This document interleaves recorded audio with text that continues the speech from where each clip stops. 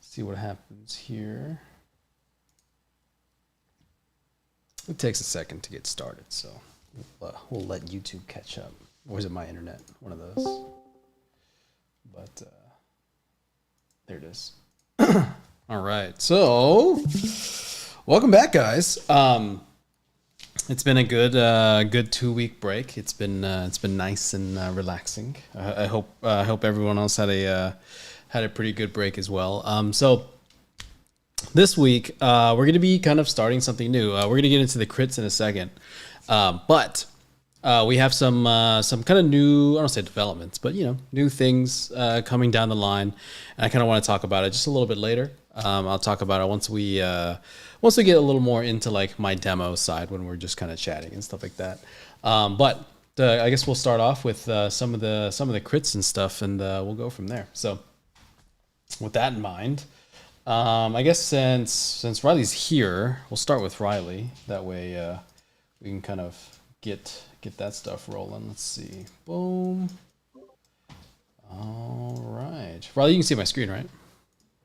Yep. Yeah, I got you. Photoshop. Sweet. All right, man. What you got for me?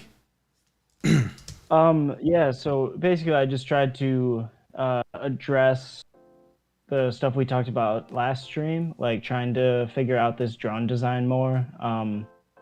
So I took the original top left design and then kind of just did some painting on it and moving stuff around, and also tried to bring back in the shape of the drone from the keyframe, which was just kind of like a classic drone shape, and adjusted that. And then I went and got like some references of like kind of modern-ish military stuff, like the little headlamps are kind of like off of like a Humvee.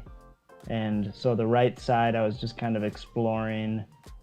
Like the top one is like the kind of the final clean design, and then I wanted to do like a damaged one. Maybe that's how you find him originally, or the character had to fix it up and get like a scrap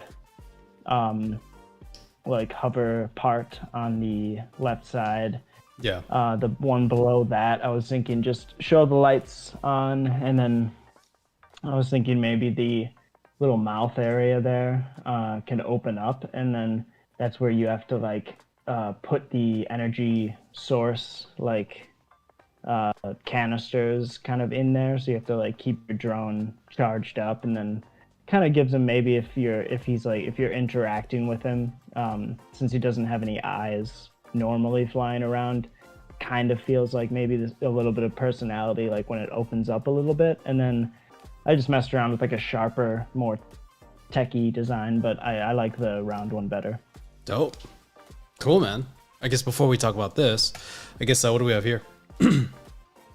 So yeah, I just used your art direction notes that with the paint over and everything, and tried to do my best to do a similar thing, using the design that I had done for the black and white sketch, using that same method to like drop it in.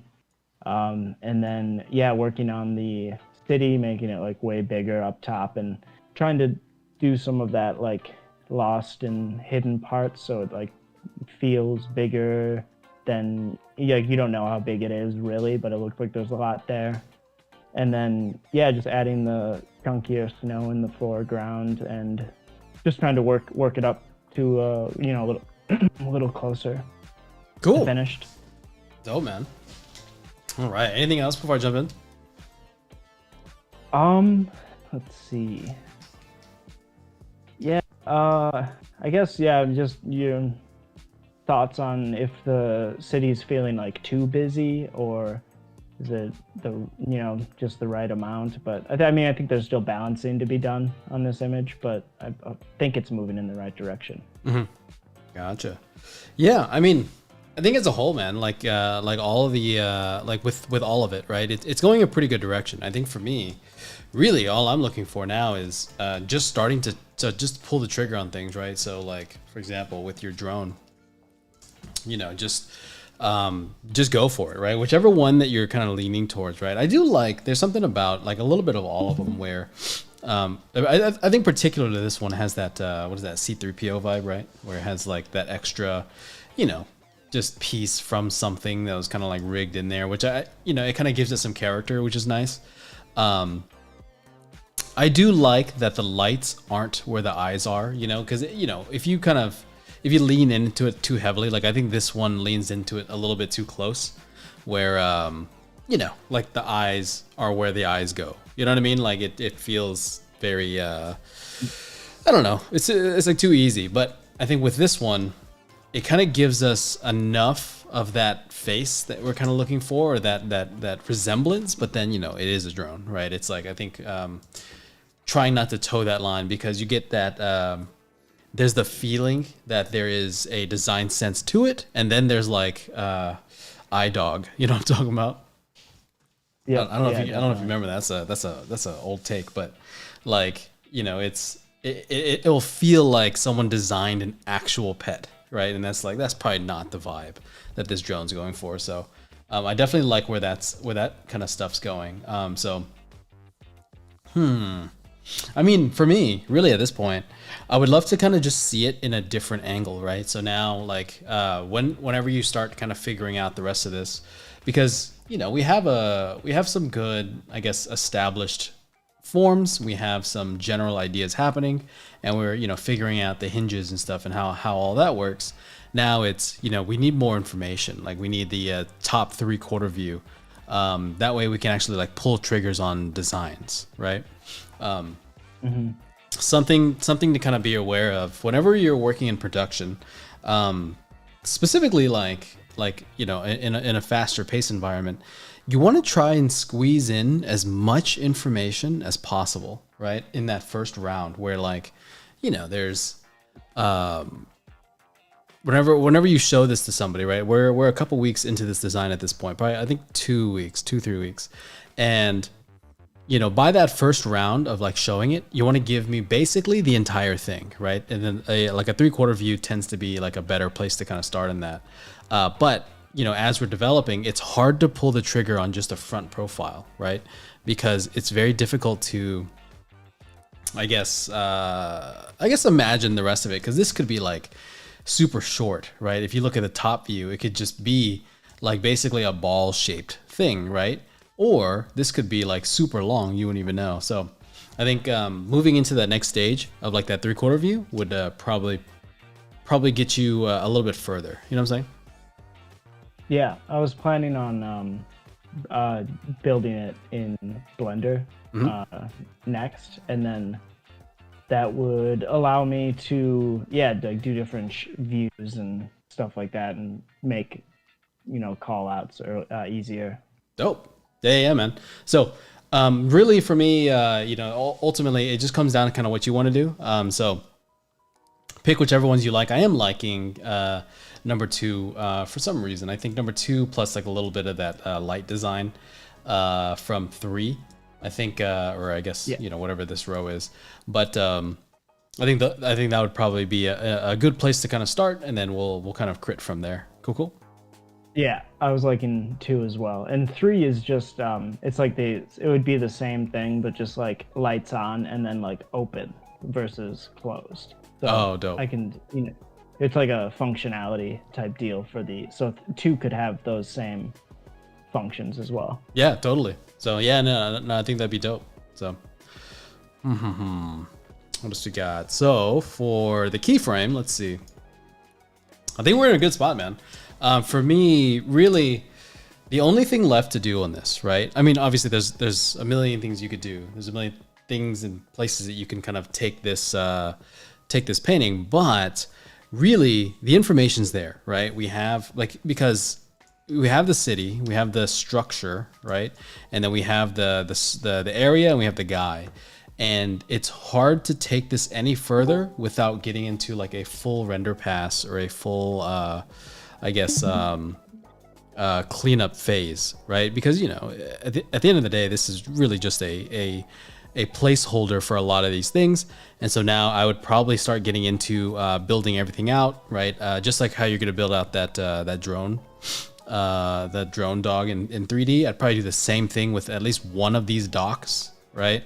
And then probably start figuring out that character. And from there, you can, then reestablish this keyframe with this lighting and stuff like that. You know what I'm saying? Yep. Dope. So really, overall, man, this looks sick. I really don't have too many complaints. If you wanted to take this further, you can, but I would say probably put a pin in it for now, because this is a really good launching point for the next designs that you're going to do, all the other stuff. And then we can reassemble this painting with the kind of the brand new design pieces that you're going to be doing in the next couple weeks. Right. So, but yeah, man, looks dope. Cool. This is Sounds cool. Good. Yeah, great job, man. Awesome. Thank you. Thanks. All right. Let's see. Boom. All right. So, Andrea, this is gonna be pretty quick. I mean, you're not here, so you're gonna be watching this a little bit later. But just gonna show you kind of like we're just gonna kind of walk through some thoughts and stuff like that, and then go from there. So I think. Overall, man, it's definitely going in a great direction. The painting's kind of cleaned up a lot, which is nice. I think the image as a whole is kind of telling us what we need to, what needs to happen. Very similar to kind of what I just talked about with Riley, right? Where we have the gate, and then it's like crumbling, or it's like there's light coming out of it, right? You had talked about in your submission that you wanted to do a kind of step-by-step phase of like this thing happening, right? Where it's kind of falling apart, and then this thing comes out of that portal. I definitely would say that'd be the next thing, right? So whenever you do this, what I want you to think about is this. This isn't a final design, right? This isn't this format that you have isn't a I guess the last design pass you're ever going to take on it. And this is for anybody doing any of your design work, unless production has specifically said, this is it, right? Unless they said this is the design that we're going for, you always want to keep adapting, keep adjusting, keep changing things, right? And so whenever you do the next stage of trying to figure out what that step-by-step process looks like, of like, oh, it's cracking, it's falling apart, demon comes out, right?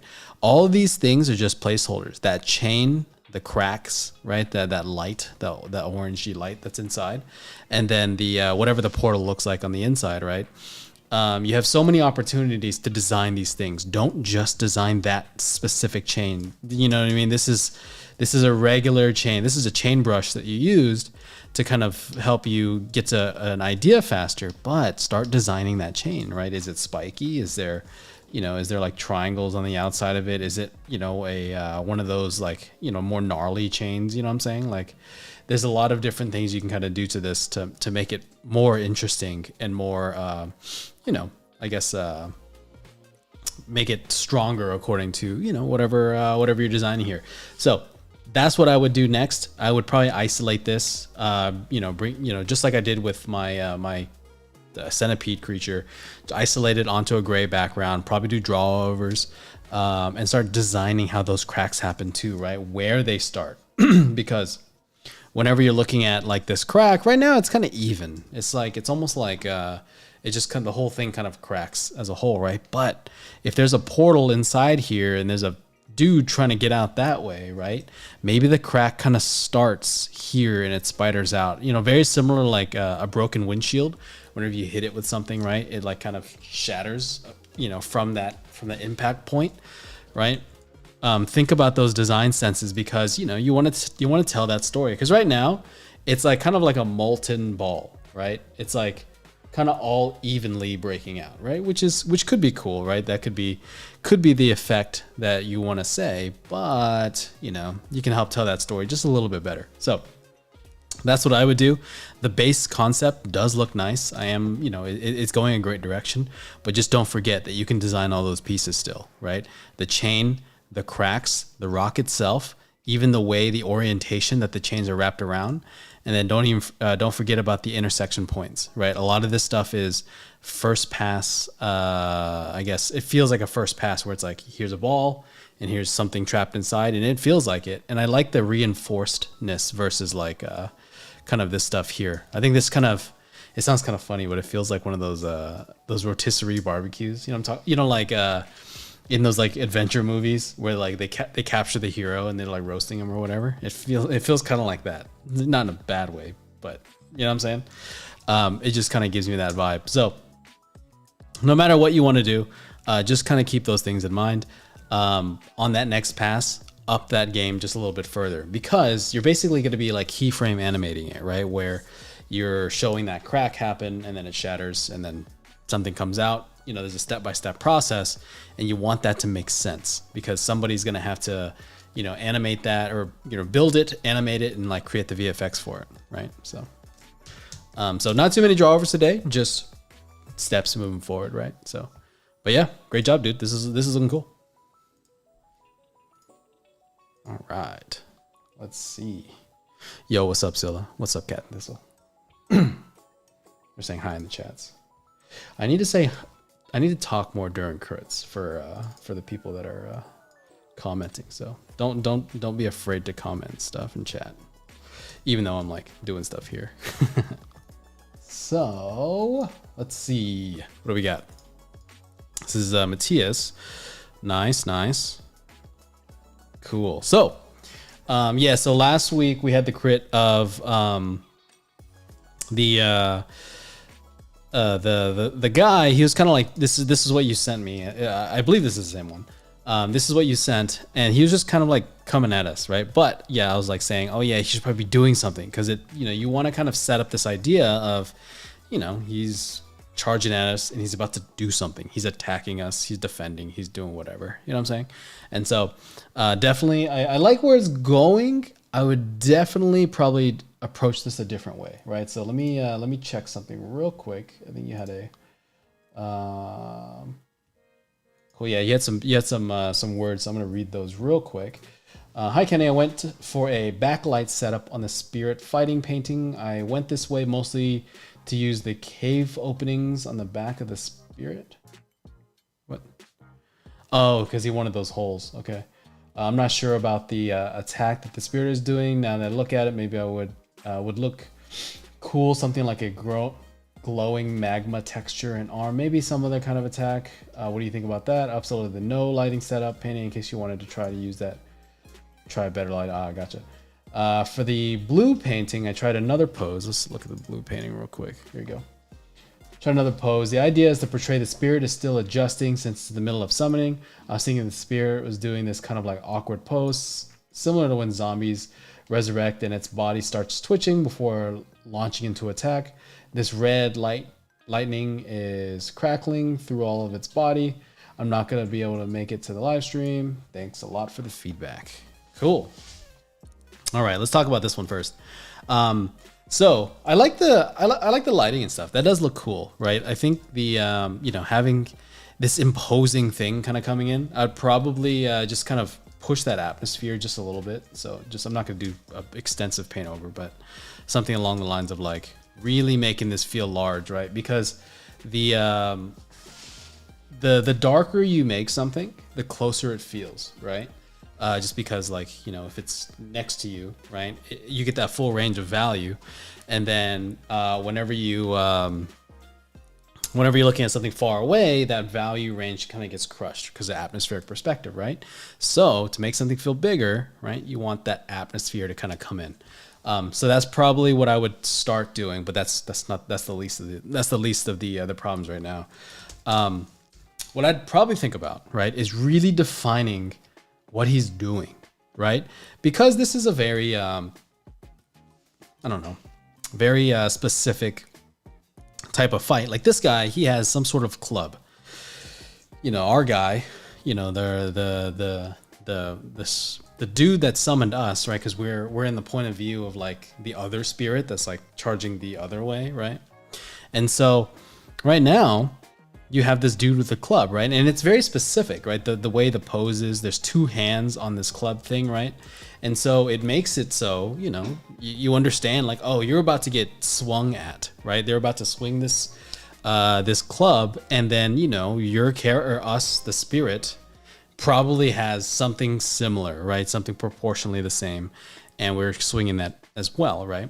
And for your guy, something that I don't like as much, not don't like from your work, but just in general, is whenever we have something like this, and the crit, right, for example, was, oh, let's make him do something, make him charge up an attack, do whatever, right? There's a whole idea there. What I don't like doing is keeping the same pose and then adding something, because the issue with that, we have an easy fix here, so it's not so bad, but something that happens is, because you didn't plan the pose with this in mind, right? You're already kind of like, you're in this gray zone of like, well, it's, you know, it's part of it feels like it's supposed to have that, and then part of it doesn't, because the pose was designed without it. You know what I'm saying? Because your guy, if you knew that he's to be holding some sort of club or some sort of weapon, right? You would pose it with two hands, you know, on this, you know, stick club object, right? But in this case, we kind of just put a fireball behind the thing, which, you know, I mean, it could be, but the issue with that is now, well, nothing about this guy really tells me that it's like he's a guy that uses fire, right? You ever look at character designs and you're like thrown off by the fact that you're like, wait, that doesn't look like he's supposed to do that. You know what I mean? That usually what that means is it's bad character design, right? Because when you see something like, let's say Superman, right? You know, he is, his thing is strength, right? He's, I mean, you know, he has a bunch of other powers, but his thing is that he's super strong, right? You know, because he's not the fastest, right? He's very fast, but he's not the fastest. He can fly, so can others, but he's probably one of the strongest. So his build, his physique looks like that, right? Someone like Brainiac, right? You know, is very smart, right? And so, you know, the head starts getting bigger, and there's this whole, you know, design sense that kind of happens there. So with your guy, I'm seeing this, like, if you had it like this, I'm seeing this very strong, agile character, right? Where, you know, he's I don't know, kind of like he's got that like that football player bulk. You know what I mean? Whereas like he's super strong, but it's not 0% body fat. You know what I'm saying? Like he's thick, right? And so whenever you're designing this character, he has a very particular look, and he looks like he's a more physical attacker, right? And then now you threw in this fireball. It's like, well, I mean, maybe he probably could, you know what I mean? Not saying he couldn't do that, but you know, you want to think of a power that makes sense with him. He's probably going to punch you, right? He's probably going to hit you. He's probably going to do something. So maybe like, you know, closing the fist down and then having that energy, you know, erupt from it. Maybe like the whole idea, you know, if you have some sort of design sense for this character, right? Maybe he's based off of like a volcano, you know what I mean? Because that could be kind of cool with like the hole right there where it feels volcanic, you know what I mean? And then you have like his fists, like up till his forearms are just straight up like cracked magma, you know what I mean? Like where it's like you have you know, those big, like, it feels like a lava, like hardened lava, but there's like those shining cracks that kind of like you can kind of see a little bit of that glow, and it's kind of going up his arms, whatever it is, you know what I'm saying? Like you're designing something that kind of makes sense for that. Maybe his physique, he's more of like a triangle like this. So he's definitely like bottom heavy. So he's, you know, on the slower side, but he has a lot of power, right? Which is kind of where you're going with it, which actually works pretty well, to be honest. But things like that, right? It's whenever you design a thing, an attack or whatever, you know, you want to understand what's happening, right? When you see certain characters, like, oh, that guy's gonna punch me, you know?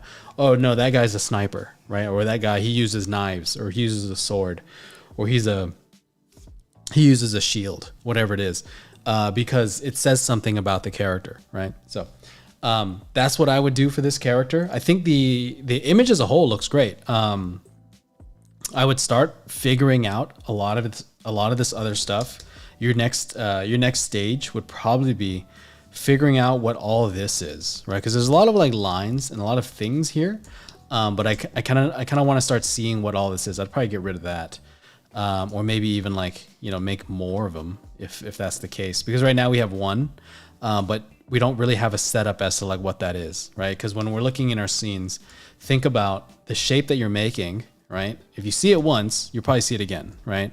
And in which case, maybe it's like over here and we get a clearer view of what that is. And then you start seeing it over and over again. Because, you know, just like we were talking about whenever in environment design, right? If you see something in front of you, you'll probably see something back there and you can kind of see it in clusters or see it as a whole or see it as whatever. And you're spelling out the information, texture, silhouette, and then like amount, right? Like how many there are. And then the audience kind of like, oh, okay, I get what that scene's about. You know what I'm saying? So, but overall, dude, great job. It's looking pretty good. Oh yeah, for this one, I would say maybe adjusting it, like, because the way you were explaining it, right, with the zombie idea, I think that's cool. I think that could be an interesting effect. Is that the effect that you want, right?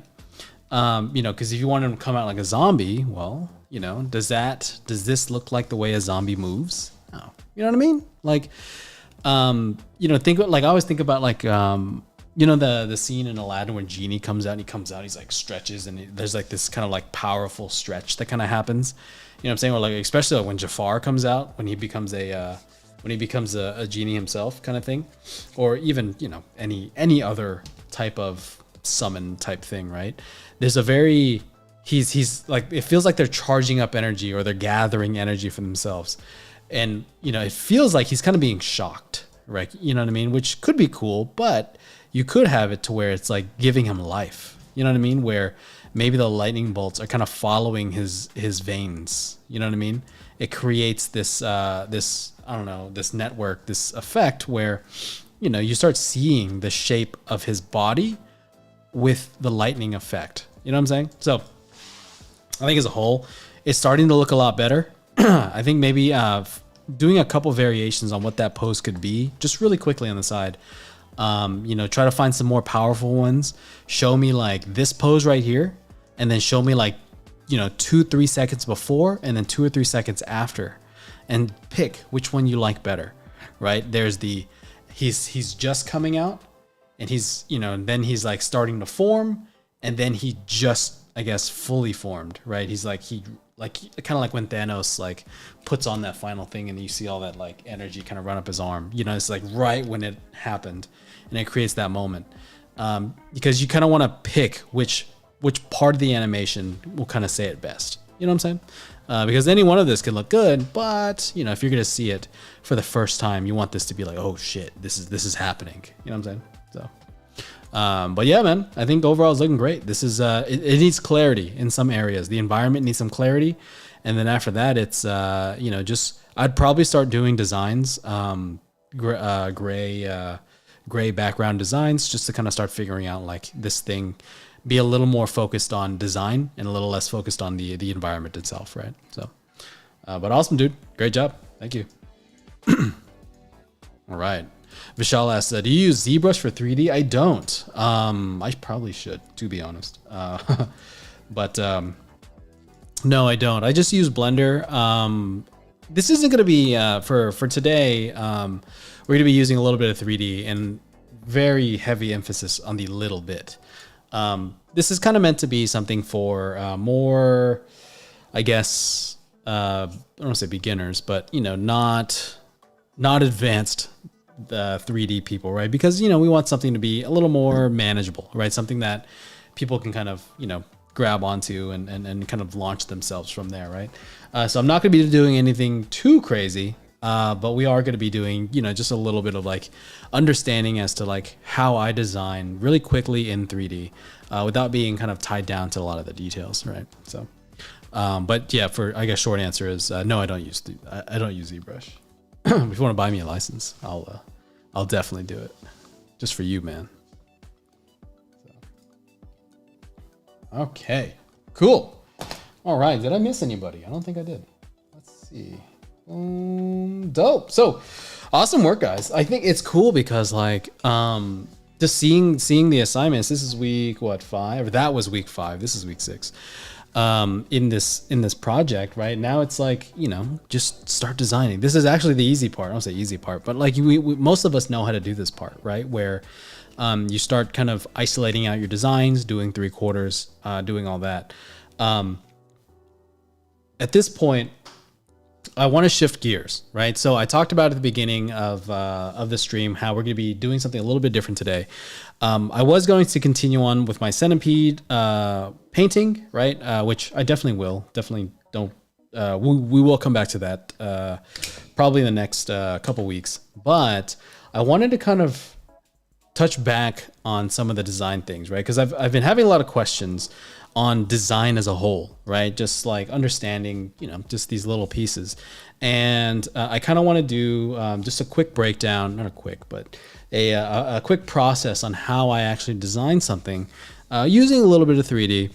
And then, you know, just a little more thinking and design based, right? Because I think the last, you know, let's say like, I guess weeks 1 through at least 3, I think 4, I was mostly talking about a lot of, I guess, keyframe ideas, right? It's mood, it's intention, it's story, it's design, like that, right?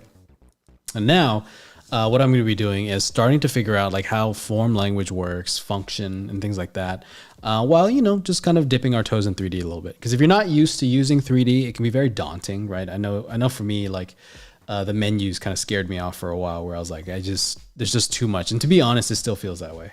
But it can be pretty simple if you know kind of like some basic things, right? So I'm not going to cover the basic things. Obviously, there's a million tutorials on doing that. But once you kind of know how to like create a shape, you know, to duplicate things, okay, you know what object mode and edit mode is, right? The difference between those two, you're probably going to be okay. There's not going to be any texturing involved. I'll probably give it a little bit of materials later, maybe tomorrow, maybe or not tomorrow, next session. I'll probably do that, or in my spare time, and then show you, whichever one happens. But that'd be the idea. So, but with that in mind, I need to talk about some things first. I need to show you what I'm doing. All right, so in Pokemon Snap, if you guys have forgotten what my project is, there's this cool little vehicle, right? And it's this like all-terrain type of thing, right? It's you know, it looks like, you know, a like a Pokeball, right? The overall shape. If you can if you look at it here, I'll bring it in Photoshop and we'll kind of break it down a little bit. Oops. Boom. There it is. Cool. So right now I have this Pokeball type car, right? You can kind of see it, right, with the Pokeball like thing, right? You know what I'm saying? Pretty cool, right? And then there is the vehicle aspect, right? If you've ever done like animal photography, right, or safari, you know, stuff, right? You'll know that there's a vehicle that they're inside of, and they go around, you know, the animal kingdom, and they take pictures, right? So there's a whole vehicle associated with that. I'll show you some pictures in a second. And then there's like this, I don't know, it's an all-terrain vehicle, right? If you've seen this game before, you know that it kind of goes in like the water, it can go on land, stuff like that. I think it can fly as well. There's even more pictures that I kind of have here. Where's it at? Boom. Here's the newer one from the newer Pokemon Snap, right? And then this one actually goes underwater. This one flies, which is pretty cool, right? And it's cool because, you know, I want to design a vehicle. So this is kind of what I'm going to be, not exactly this, right? But it is going to be something where I'm going to be creating something that fulfills the same purpose, right? Because this one is a little cartoony for kind of what I'm going for right now, right? Because like we talked about, I guess we'll get a refresher on my reference board. You know, this is the new reference board that I'm going to be talking about in a second, but this is going to be like an animation thing, but adult animated, right? It's a little more, it's a little older. It's a little more sophisticated, right? It's not going to be just, you know, it's obviously Pokemon's a kid's game, right? And so we're going to be designing something that is for a different I guess, set of demographics, right? So in this case, I kind of kept largely the same references, right? With, for example, if you actually look at the car itself, right? You can see that Pokeball shape, and they probably used it for the big shape, right? You know how we organized our reference board last time between big, medium, and small, right? They probably had something along the lines of this, where it's like boom, and then like boom, and then whatever other form language they had in mind. But generally the idea was like the big shape is probably Pokeball, the medium shape was like Safari Car, and then they probably had, I don't know, it looks kind of like a like scuba gear, right? Like the old timey one with like the mask and like the bars and stuff like that. Maybe I'm just getting that from the headlight there, but a lot of like the bars and stuff, and maybe even like rover type of ideas, or construction equipment. Ooh, that's cool. And like you can kind of see how you can dissect what this form language is all about, right? Because whenever you look at something, what you want to know is what made this thing, right? Like obviously there's a designer, but what are the influences that they used? Because if you want to design a vehicle that's within the same parameters, right? Or, roughly with their references, right? And so for me, what I'm doing is, because the Pokeball is a very, it's a very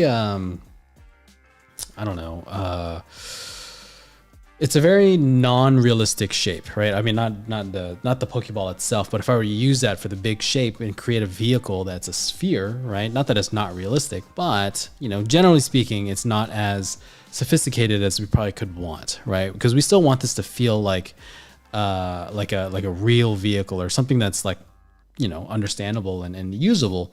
And since we're switching the demographic, we can get something a little more serious, right? And that's where I came in, and I was like, okay, cool. Let's just take the Pokeball and actually move it down, give it the medium allocation now instead of the large, right? So now it should still feel like a safari vehicle. And then the medium shapes are comprised of this Pokeball form language, right? Whether it's the capture aspect or even the physical shapes that we're seeing. And then there's the Nikon camera from the last reference that we used, right? I still wanted to kind of keep something original from that first reference board that I made. And then we're going to kind of blend these up, see what happens. You know what I mean? So the importance of this, right? This feels very meticulous. Oftentimes, it can be very, I don't know. It feels like a waste sometimes. Like I know in my classes a lot, because I force them to do this, right? Whether they like it or not.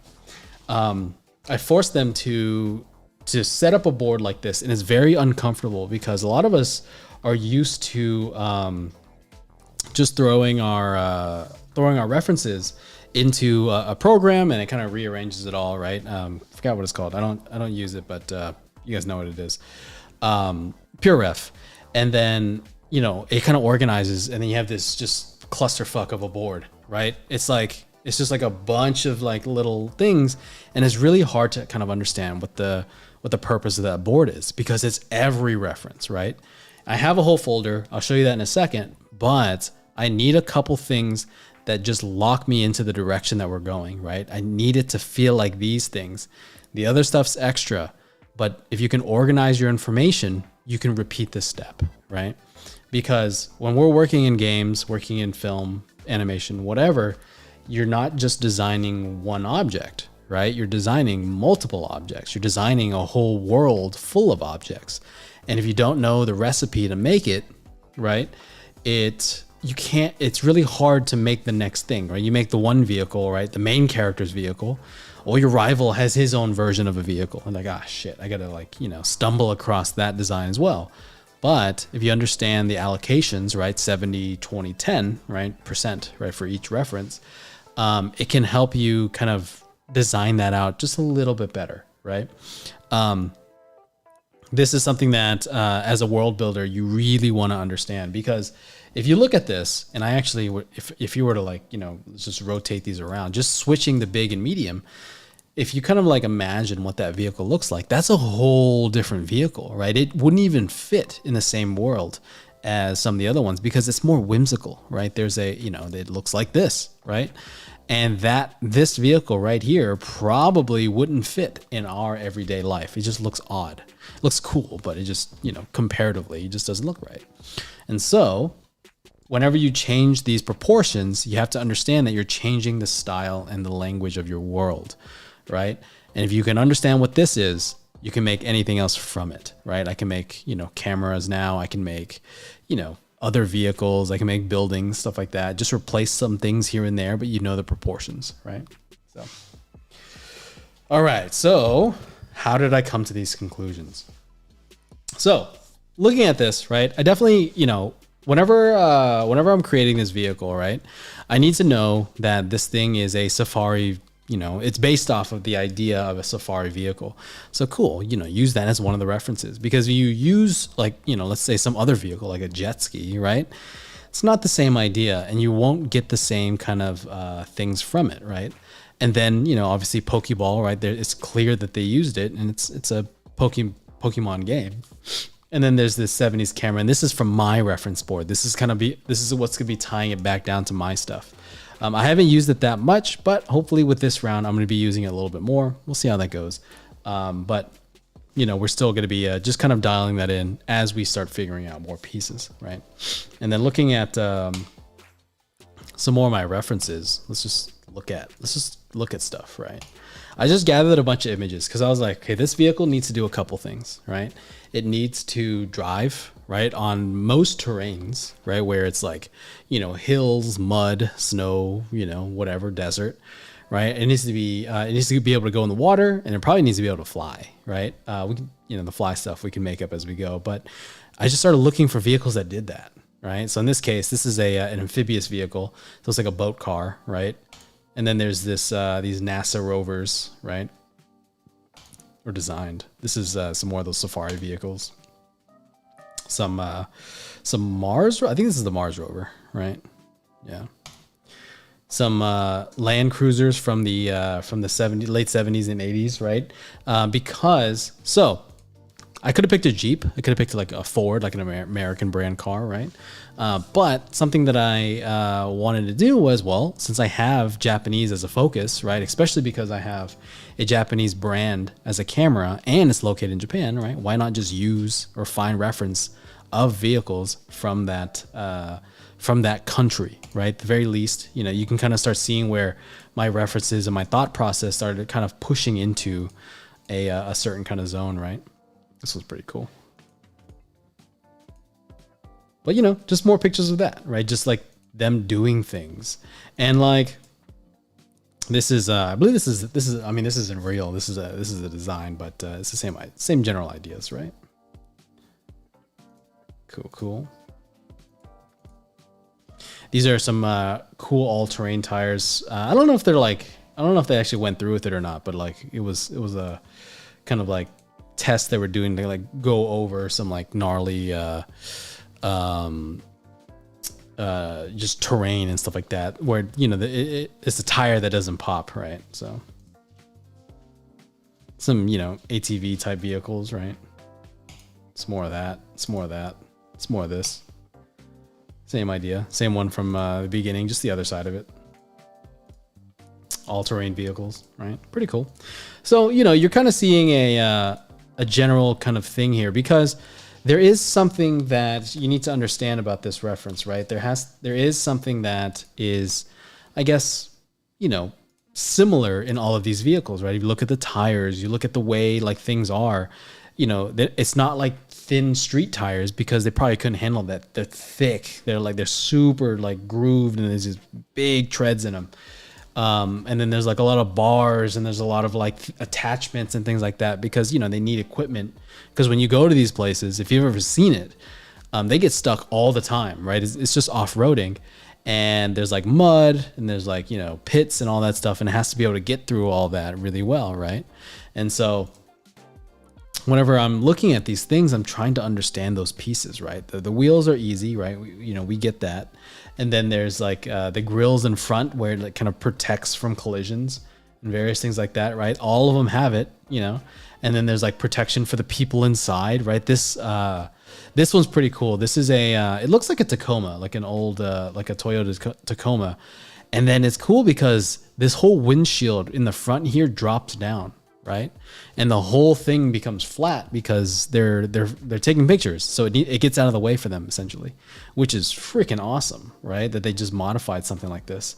And, you know, there's like, you know, easier ways to get in and stuff like that. And people just have their cameras and they're just going for it, you know? So little things like that can be really, really interesting to see when you look at your reference, right? So, Finn says, can references be too different to combine, or do you feel like you could find a way to combine anything? Yeah, no, it's, I think references, like regardless of what it is, should be able to be combined in some sort of way, right? Because the issue with, I guess, like references, right, is you're not always the one picking them, right?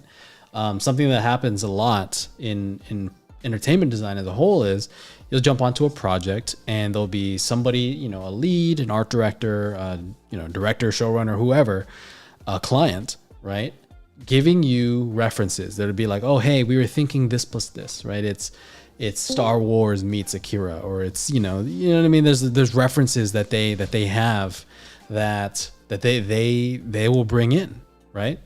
And sometimes those references don't make sense, right? It makes sense to them, doesn't make sense to you, right? And you have to be able to design, right? You just have to be able to pull stuff from it that makes sense and create something interesting. So in my opinion, I really don't believe there's such thing as designs that, or of references that you can't combine, right? It just depends on what percentage, right? Maybe there's more or less of a thing that's or like the percentages kind of go up or down depending on what it is. And you can pull things that are very surface level, like the colors, the forms, right? The materials that you're seeing, all the way down to the abstract ideas, right? You know, a Land Rover, or, you know, or an all-terrain vehicle, you know, is something that is adaptable. It is something that is prepared, right? Like you can take that idea of prepared and design with that, right? It's a very abstract idea because prepared doesn't have a visual look to it or a uniform look to it, but, you know, it can form your, inform your designs some sort of way, right? So. Cool. Looks like people are coming in. Cool. Kingston, what's up, dude? Just want to ask, is the goal of the design to always be as obvious as possible? When is there room for subtlety? I feel that the goal of the design should be to convey the idea, right? Whatever it does, right? You should look at it and be like, okay, cool. That's a slow moving all-terrain vehicle, right? Because if you put like a Ferrari in the, you know, as a vehicle in this landscape, right? It's not going to work, right? It barely works on normal streets, right? Like a speed bump just takes it out. So it's not going to work, right? So you should look at it and understand the idea, right? And depending on, you know, obvious or subtle is up to you, right? Because you could have a couple different ideas, and a couple ideas can be very obvious and a couple ideas can be very subtle, right?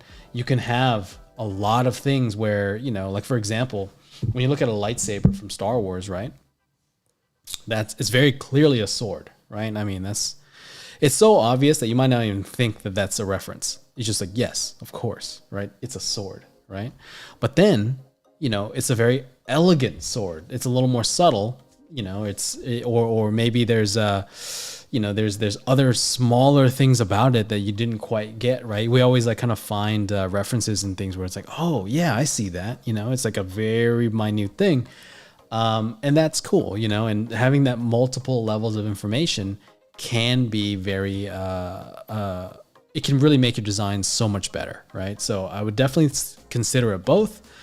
But in most cases, I would say it's to convey an idea, right? It's supposed to say something about whatever it is that you're doing, right?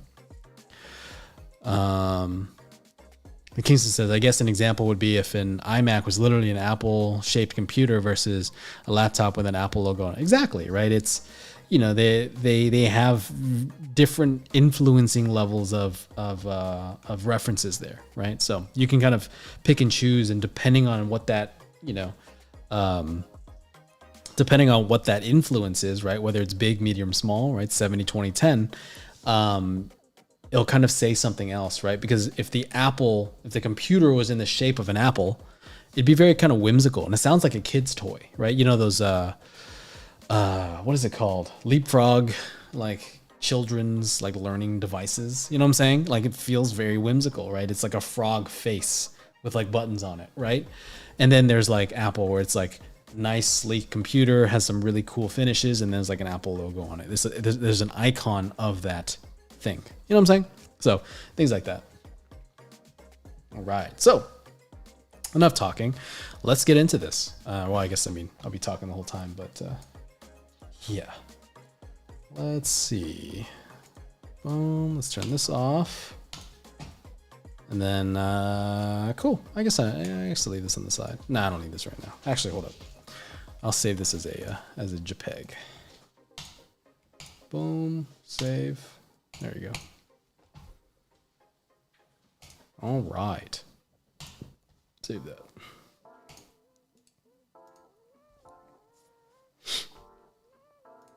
There you go. Cool. So we're in Blender, right? For the first time, I guess. First time on this stream. I was using Blender a little bit last time, but if you know anything about me, right? I don't want to say shit talking 3D, but you know, there's a lot of that. Whereas like, you know, I don't believe in its strength. I don't believe in its all powerfulness, right? But it is a very, very good tool, right? It is something that can really help you figure things out. And whenever you're first starting, right, 3D can be very daunting, right? So I want to keep this as basic as possible. This isn't a tutorial on how to use this, really, right? Because, you know, no one's here to learn how to like, oh, here's how you move a cube, right?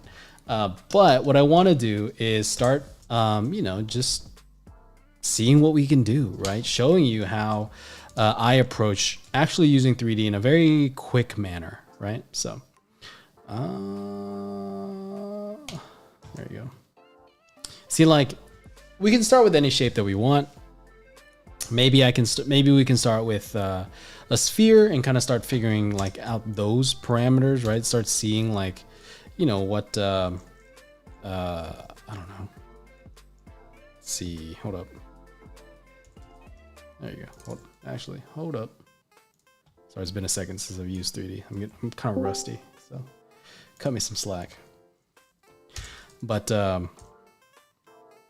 think something that I like to do is just kind of start with shapes that kind of, I don't know, get me in the right ballpark, right? Because ultimately, what I'm going to do is I'm going to take this and draw with it, right? I'm not going to, I guess, make this... I'm not going to like model this out completely, right? And that's, to be honest, at this stage, that's a waste of time, right? Because there's so many different, like, I don't know.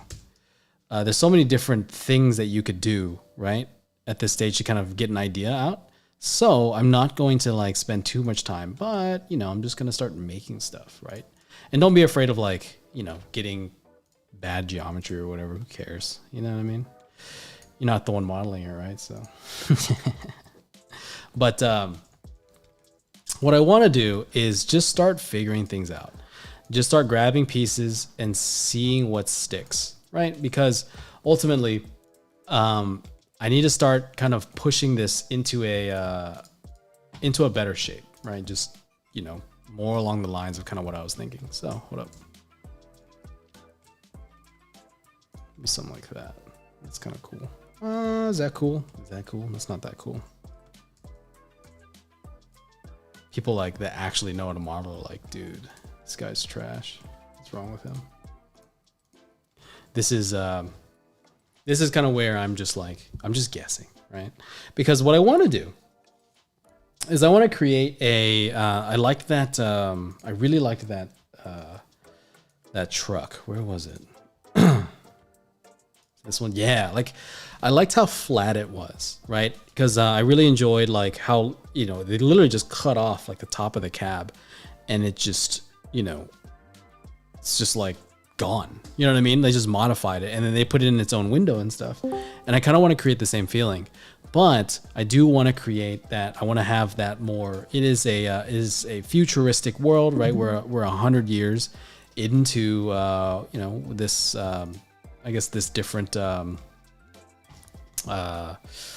this space for my for this game, right? And so now it's, you know, how are we creating something that's, I don't know, that fits that parameter as well, right? So let's see, what am I doing here? It's funny. So this is something that's gonna go weirdly slow in the beginning. So if you guys have questions, if you have any comments, statements, whatever, definitely let's talk about it. Because it is gonna go in a kind of, I would say, I don't want to say a weird direction, but it is something that's gonna be a little odd for a little bit, just because it's like, it looks like I don't know what I'm doing, right? And I'm gonna be real with you, I don't. Just because, you know, we're just kind of running here, right? We're just seeing what happens. We're just letting inspiration take us, right? Let's see. Boom. Let's grab these shapes. I want this, I want a tapering effect to kind of happen on this. And who knows how this is gonna go. It's funny because whenever I do this, I'm always like kind of amazed. I'm always like, wow, this looks like trash. And then all of a sudden, out of nowhere, I'm like, not bad. But hopefully we'll see that. I guess this is live, so we'll see what happens. Let's see. Oh, if you don't know what I'm doing, I'm just like getting my shape and just cutting things out, just moving things. I'll have I guess a more, I don't know, structured thing a little bit later. Right now we're just experimenting. So if you guys have any questions, definitely hit me up. I definitely would love to talk. Oops, there it is. Fill that in. Let's see.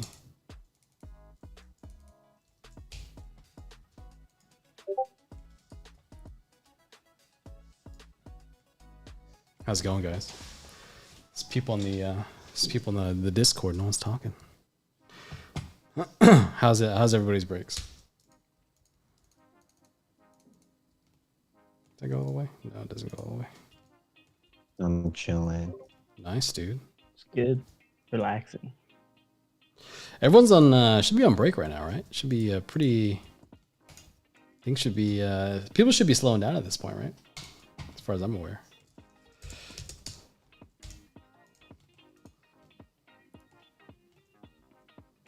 Nope. Nice. Let's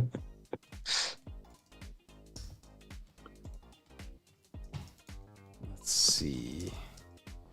I need right now. This is a part of the design process that for me is always a little weird. It's a little awkward. It's always like, is this gonna be okay?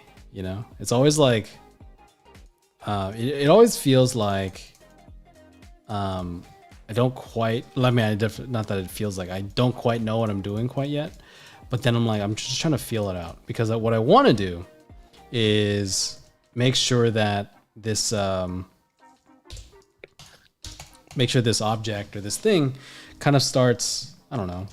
I just need like a basic shape, right? I don't need much. I just need something to say, okay, that's what's happening. You know what I mean? So let's see, hold up. Let's not separate that quite yet. Actually, no, I need to separate that. That's, there you go, scale that. I'll solidify that later, just to kind of get something.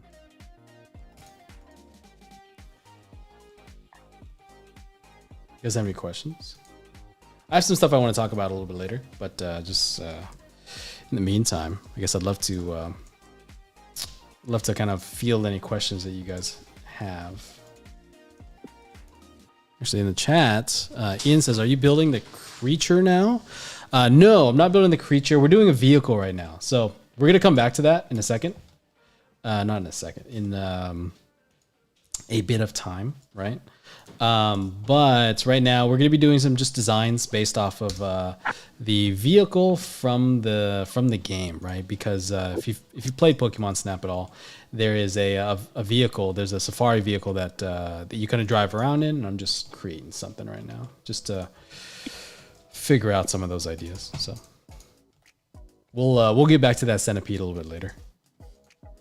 And there's two reasons for that for everybody. So I've been getting a lot of questions on just design process in general, right? Because something that I am doing a lot where I'm kind of just like zooming through a lot of these design issues, right? Oops, let me. We're kind of like I'm zooming through a lot of like different design ideas. So I'm just gonna kind of slow down a little bit. You know, we talked about reference, and then we're getting into various different things that we can do with modeling and trying to get something that kind of that looks kind of cool. You know what I'm saying? So, dude, look at that. This guy has a face. Right. Let's see.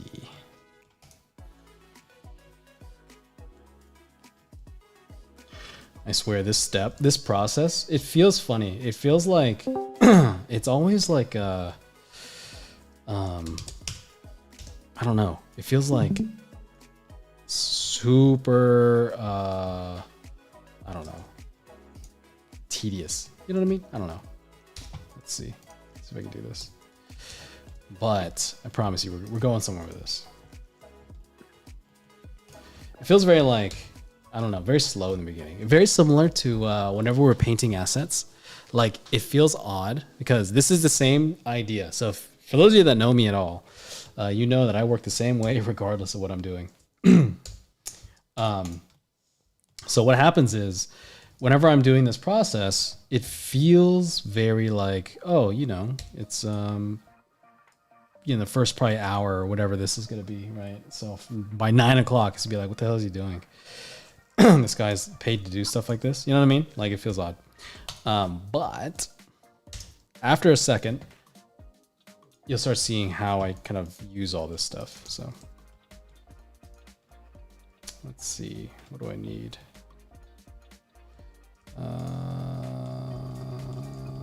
Let's do something like that. I need to solidify those.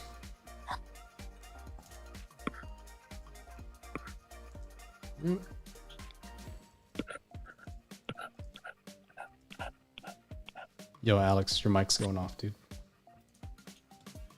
I'm sorry. It's all good. Let's see. Boom, boom. Let's see, solidify. The one thing I hate about 3D is like when you go like ISO view, you can't see it anymore. Which, I mean, it makes sense. I get it. You know what I mean? Like, I get it. I'm like, dude, it's not cool, bro. I'm right now, I'm trying as hard as I can. Not as hard as I can. I mean, I could try harder, but I'm trying as much as I can not to duplicate things too much, right? Because I'm going to in a second, right? But for now, I need as many like fresh pieces as possible. So just as a heads up on like why I'm like, you know, just kind of building things like this. So actually, hold up. Let's grab these.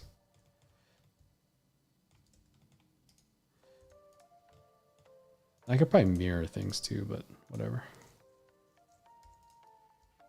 Boom.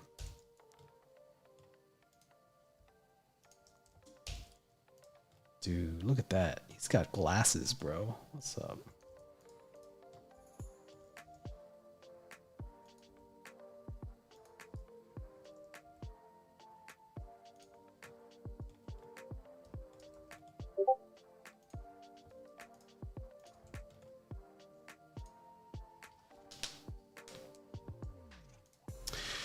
Ramik says, what is your thought process for doing the 3D? Like, are you focusing on the big shapes or something else? So, yeah.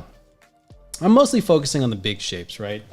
Because right now I need a vehicle that, and I want it to feel like, because this is from the game, it's a one-seater car, right? I'm not going to make it a one-seater car, but it is a small car. It's more of a personal vehicle than it is like a group thing. Like when you look at, here, when you look at, there's like eight people there, right? Or 7 people there, right? And so, when I'm designing this, I'm trying to get the main shapes. I'm just trying to just think about the function. It's a personal car. And then I'm trying to get the function of like that, being able to see across the entire vehicle without being obstructed or being obstructed too much. And then from there, just trying to get some futuristic things happening. And, I'm just trying to get some lights and some various other aspects of this looking okay. So, but yes, it is mostly just focusing on big shapes because the details will get very soon, right? It's very easy to get a lot of those details in a concept art kind of way. I don't want to say that as somebody that does things in a very not clean way. Yeah, it works. The detail works for a concept artist. Let's just say that. Because so something I do want to talk about, right, is that like there is such thing as, I guess, there's like concept art, I guess, modeling, right? I don't know, hopefully some of you guys have heard of that. But the idea is, you don't really need to have like perfect models as a concept artist, right? Because generally speaking, you're probably, not going to be modeling any of it, right? Just because, we need ideas, right? We as concept artists, our job is to, provide ideas and stuff. And so, whenever we're modeling, we don't want to spend too much time like fiddling with like the geometry and making things feel, I guess, super perfect, because it doesn't really matter at this point, right? It's not really important that your object be like, I guess geometrically perfect, right? Just because, I'll send this to a modeler, or the modeler will take it. They'll either make their own, or they will just kind of remodel it based off of mine. And that's usually how it's been for me, right? Obviously, if you're a better modeler, right, they're probably taking your models, putting it straight into the game, which is definitely a workflow that is useful, right? Extremely useful, but it's not always necessary, especially in a faster paced environment where like when we're designing, I'm just trying to get an idea out. I don't really care I don't care about all the extra stuff quite yet. We'll get to that stuff later, but for now, not really that important. Oh, dude, let's go, bro.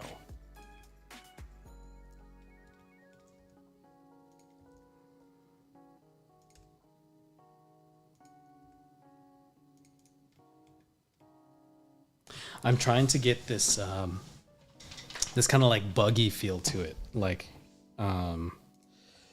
these like older cars. So this is inspired by the camera, right? The Nikon camera that I had on the thing, and it's from a certain time period, the 70s, late 70s, early 80s. And, pulling from those vehicles, right, you get those like round headlights. I'm trying to find one right now. Stuff like that, right?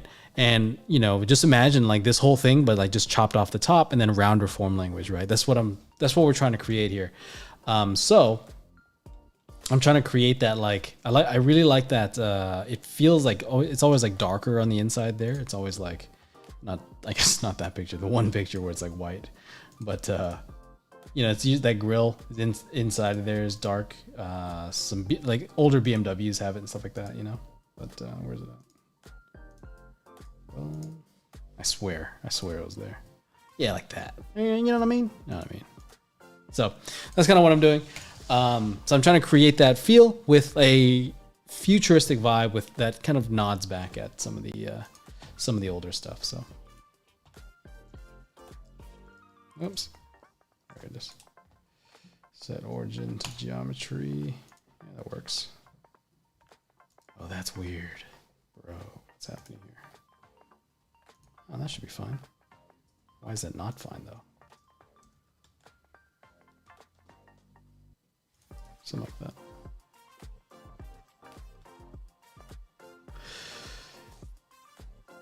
Fin Down says, so you're looking for similarities between your two refs and trying to emphasize them? Yeah, you know, like, I mean, not try, like, I guess not like, I guess the idea would be, it's not about, for me, it's not about, I guess, just trying to emphasize it, right? But I am going for a certain vibe, right? Because, you know, when you look at something like old fashioned, like fashion from back in the day, or like architecture, it feels like, oh, that feels very 60s, you know, and it feels very 80s. You know what I'm saying? That's what I'm going for.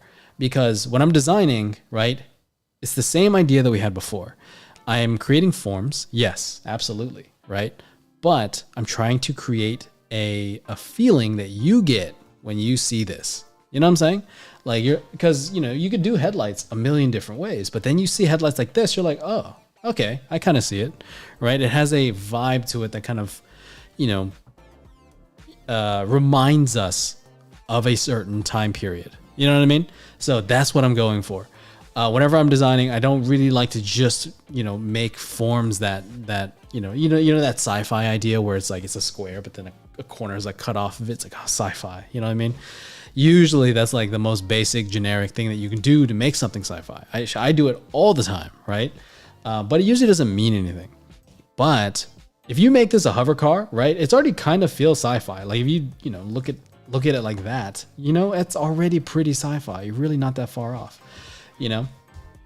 And so for me, when I create my shapes, I can turn this into whatever, you know, thing that I want to make it into, but I want to make sure that the shapes that are, you know, being portrayed here have some sort of idea behind them. You know what I mean? Like, even though they're just cylinders, they're just, you know, whatever, they're just basic shapes, but the arrangement kind of creates it reminds you of an idea. You know what I'm saying? So that's what I'm doing there.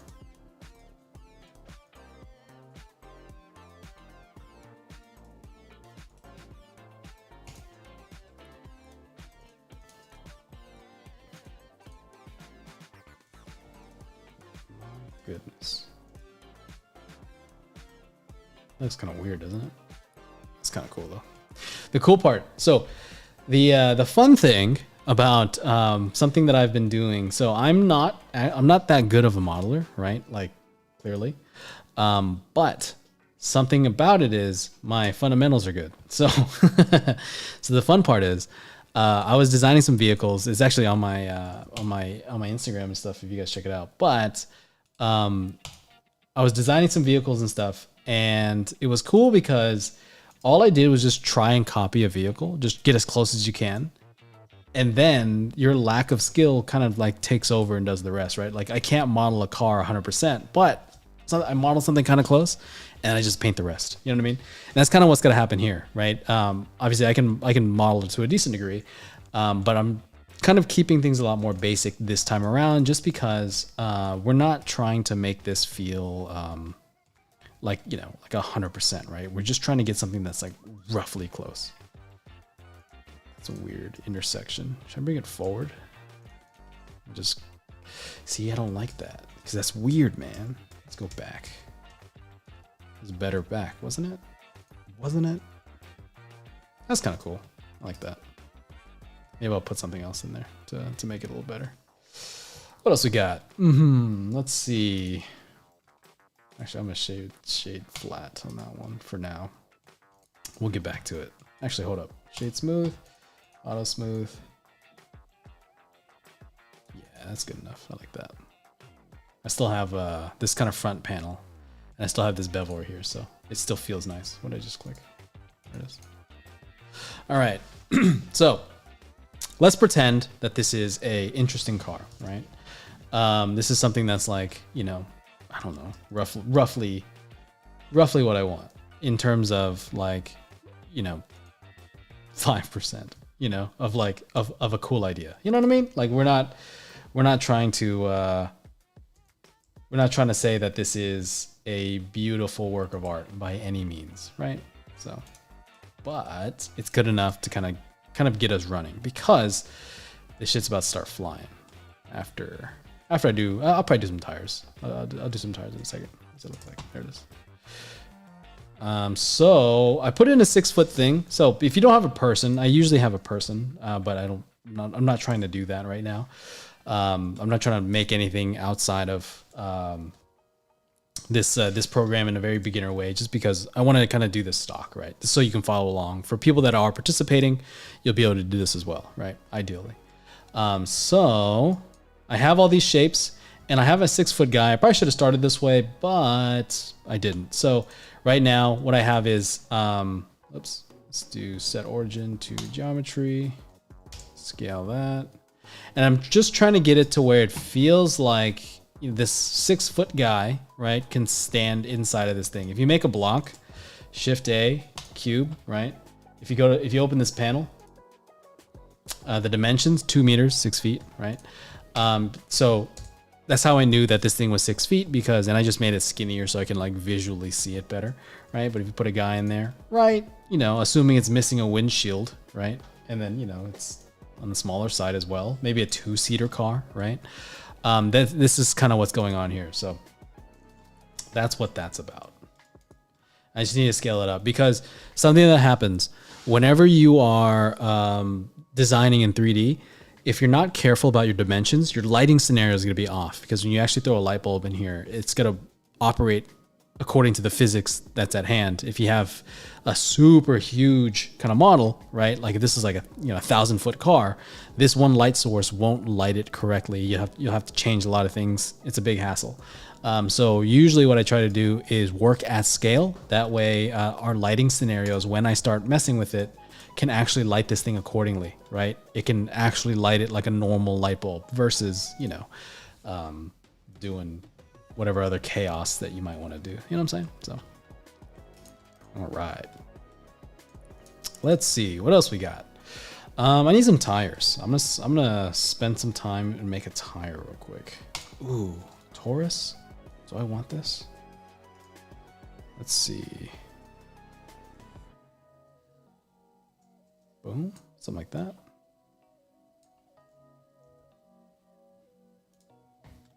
Can I shade smooth that? So I was looking at NASA tires earlier. Not these. I guess these are cool too. I was looking at these. I was like, dude, those are sick. I'm just imagining like how I could use this, right? Because something about like all-terrain vehicles, something that a lot of people like kind of like to do is they'll create tires that are like multi-purpose, right? Where it's like, okay, it drives on the road, right? It spins just like normal, and then like turns into some sort of like propeller or whatever. You've seen like spy movies or things like that, right? And so for me, what I'm trying to do here is something similar, right? Just trying to make something that feels roughly in line with whatever it is I'm trying to do, right? I need to like figure out how I can get this inside in a really interesting way. How big's a tire? Let's see. Let's look at some cars. Off-road Miata. So something kind of cool.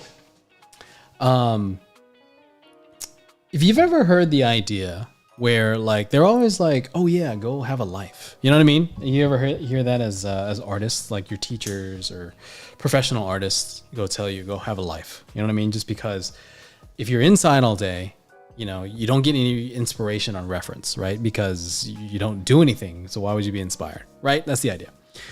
And so if you kind of start, I don't know, expanding your ideas, if you start kind of doing things, rock climbing is a big one in the animation industry specifically, or like, go racing, or have a hobby or whatever it is, you kind of start seeing things and you're able to like think differently, right? Because whenever people kind of like come up with ideas, you're pulling from your experience, you know what I mean? And so there's this really cool thing. I mean, not a cool thing, but I mean, it is cool, but like, rally driving and stuff like that. And they usually have some big ass tires, right? Not huge, but it is off-roading. And there's a really cool thing where there's a Mazda Miata. If you ever seen a Mazda Miata, they're tiny, right? Hold up. It's off screen so we don't see anything weird. Miata. There you go. Boom. All right, so it's a small car to say the least, right? It's a roadster type car. It's a 2-seater, right? Weirdly similar to kind of what I'm talking about. And then, it's a kind of roundish car, right? Odd. Funny how I thought about that. And so there's an off-road community behind it, which is pretty cool. So they put these big ass tires on this thing. And whenever I was trying to think about the proportions of these tires to this, or to the tires to the body, that's what I thought about, right? And, it might not be the first thing that everyone thinks about, but, you kind of pull from your experiences and it creates an experience, or creates a better design experience, right? Just because, you have other references and like you can find some cool inspirations. Like when you look at the wheel size comparative to the car itself, it's massive, right? But that's kind of what we're going for. So, things to kind of think about. Obviously the body and styling are different, and there's these like cool lights. That's actually pretty sick. I might want to do something like that. But for now, I'm just looking for proportions, right? I'm just trying to see like how big is this thing, right? Or even like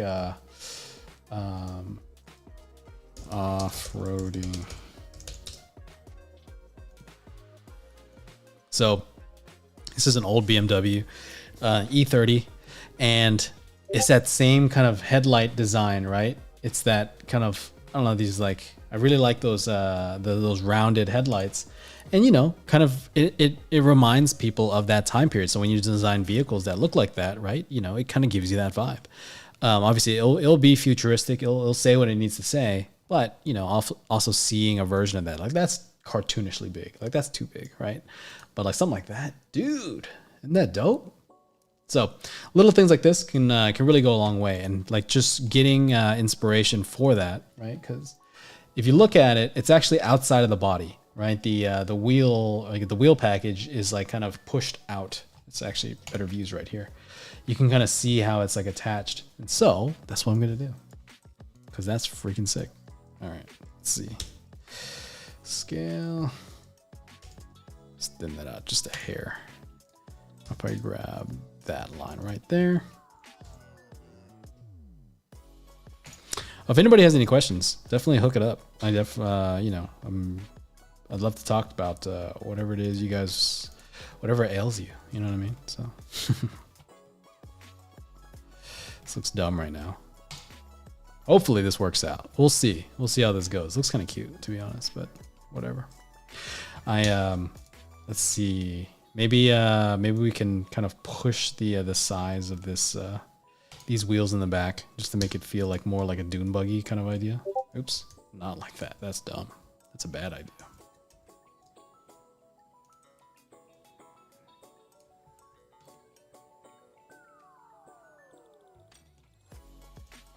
What I should probably do is this. Scale X. No, don't do that. That's dumb. Just grab this the old-fashioned way. Something like that.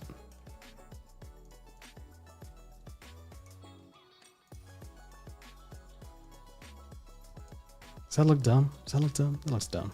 Hold up. Let's see what happens. I'm missing a lot of the car too, so definitely give me a second if you're worried about the progress on this vehicle. Looks kind of cute. I like where it's going.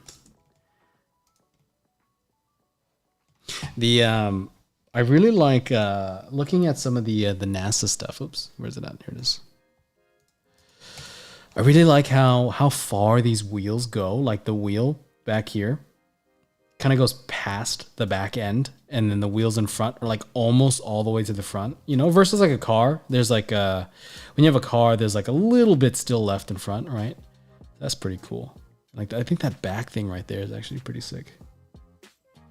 So something that I'm doing here, like that's pretty cool. Like the dune buggy idea where the wheel package is kind of pushed further. Like the first thing that makes contact with anything, if you're like touch a wall or something, right, would be the wheels, right? Same thing with like these. It has that same vibe. And so what I was doing a second ago, right? If you noticed, I kind of put it where a normal car would be, right? At first I had it like this and I was like, that looks dumb. You know what I mean? Like I just didn't really like it. But now seeing like that idea kind of happen, that's actually kind of cool. You know what I mean? And so little things like this, whenever you're studying your references, right? I'm learning as we kind of go here too.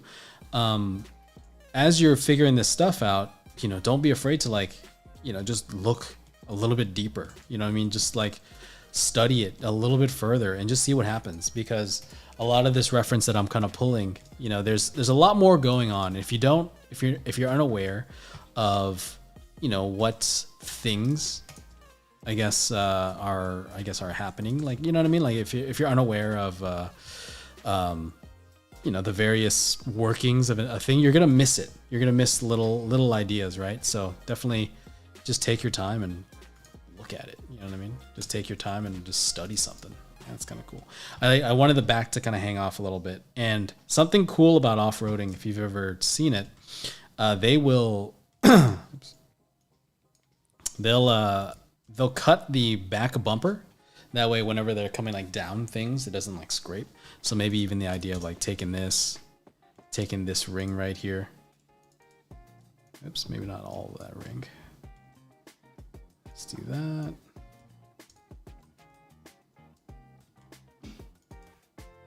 Let's take all of this. Oh, that's what I'm talking about, dude.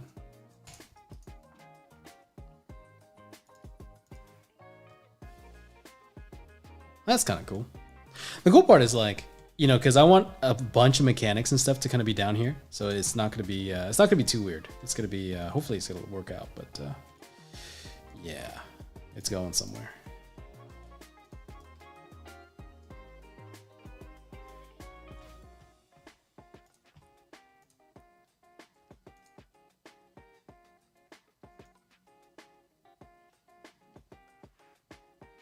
Alex says, I'll get a life when I don't have to use all my time trying to catch up to the industry. Man, I think if you got a life, you would catch up to the industry. You know what I mean? It sounds funny. It sounds odd. It sounds, and we can believe me or not. But I will say this. I think in the beginning, there's a lot of like, and maybe a lot of people feel this way. I feel this way all the time, right? And I definitely shouldn't, right? Where like, you know what I mean? Like there's certain ideas where it's like, I need to catch up to everybody that's doing stuff, right? And especially like as students, because the whole idea would be, I need to find work, I need to do a thing. You know what I mean? Like, yeah, that's totally a thing. I'm not gonna sit here and say that's not a thing, right?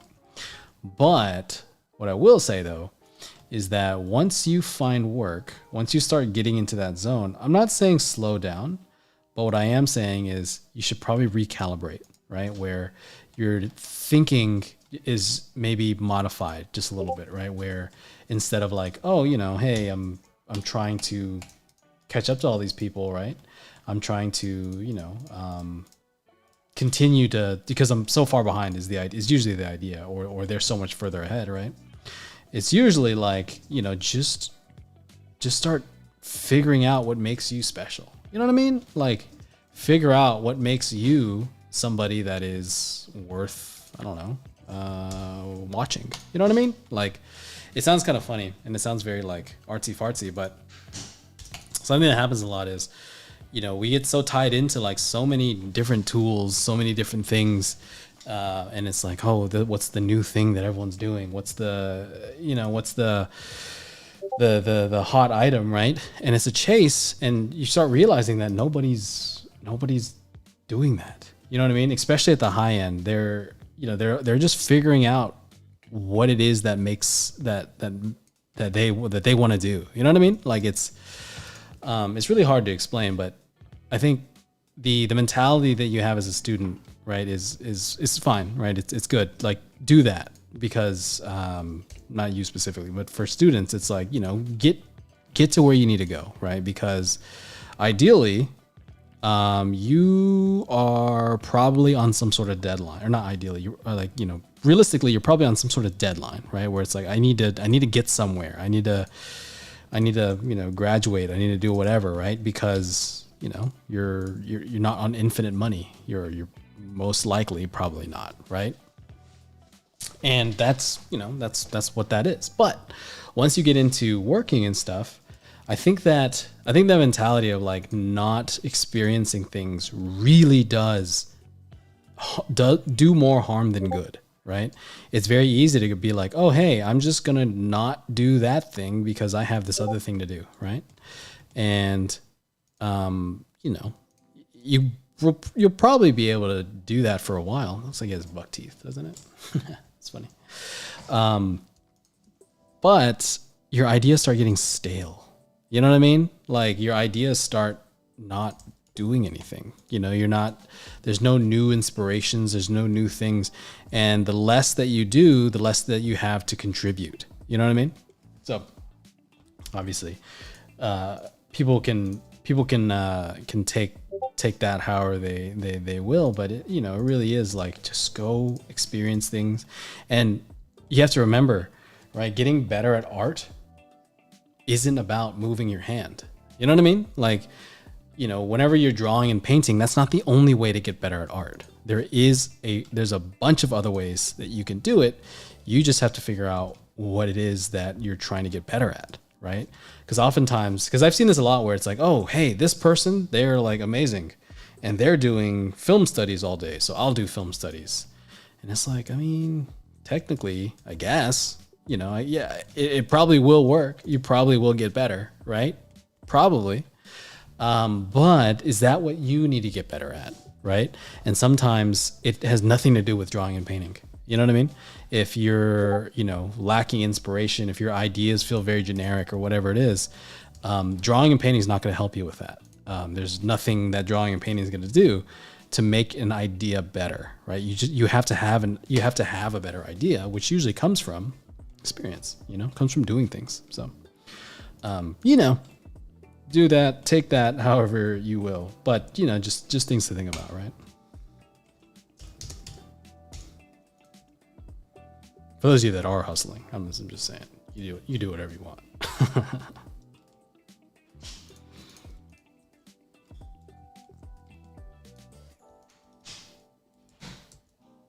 You know what I'm gonna do? Delete those. I'll make those wheels later.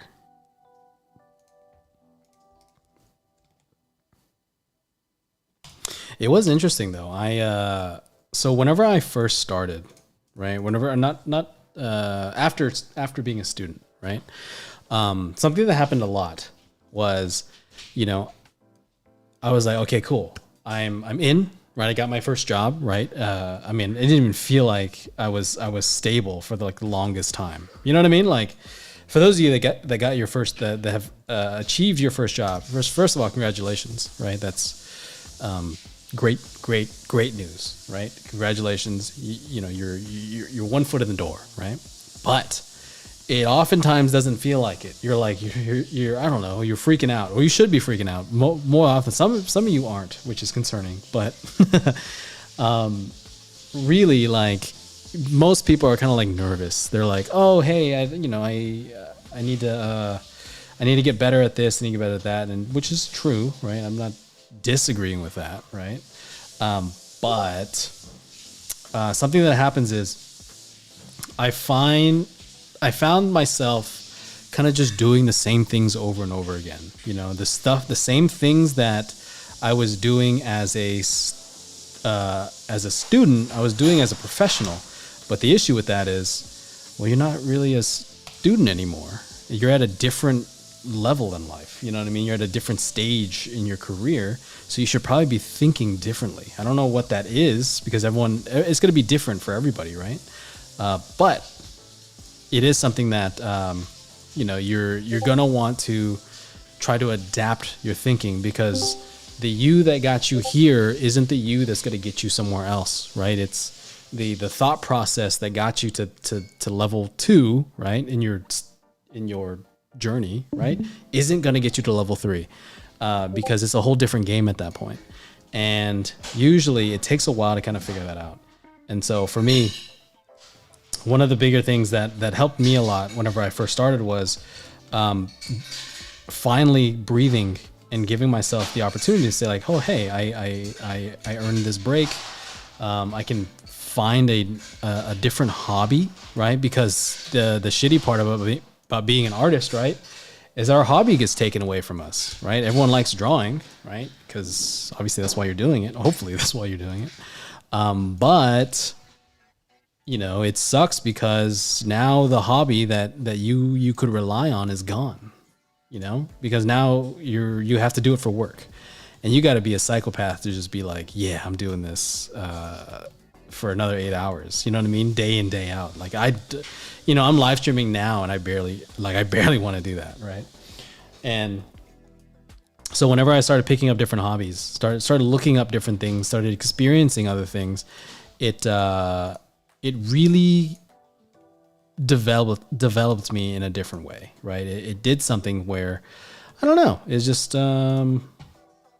I was able to, I guess, like my ideas started becoming fresher. I feel, whether, you know, ask my clients whether it truly was or wasn't, right? But it really is something where it can be very, things can get very stale if you're doing the same things over and over again. You know what I mean? So just things to think about. You guys, you do with that information as you will, right?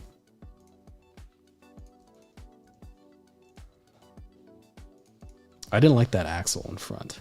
So I was thinking about the Rover, because at first, so the first ideas that came into mind, like as I was developing this, right, we had that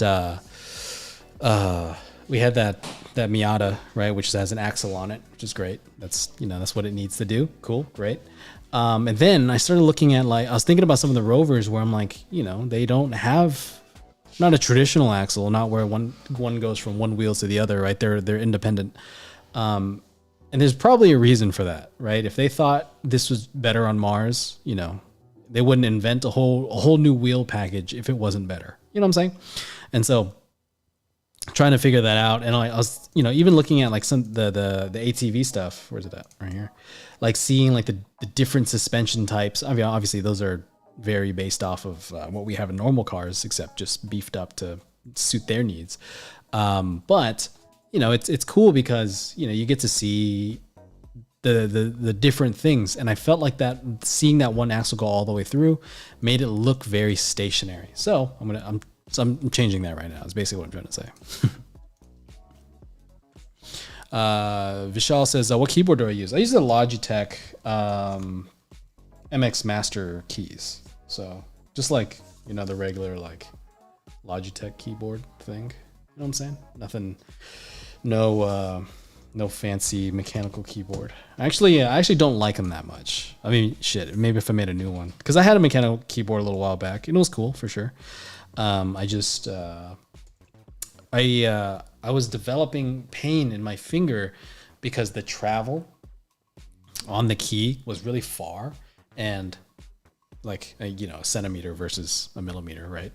But after like a million control Z's a day, right, you kind of that effort to press started giving me a lot of pain. So I switched back to a laptop style keyboard, one of the mechanical, or not the switch type ones where it's flatter, right?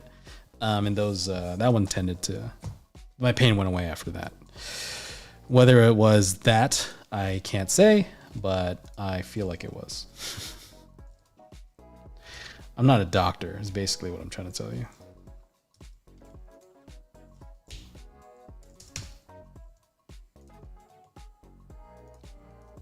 All right, guys. So I have my basic car, right?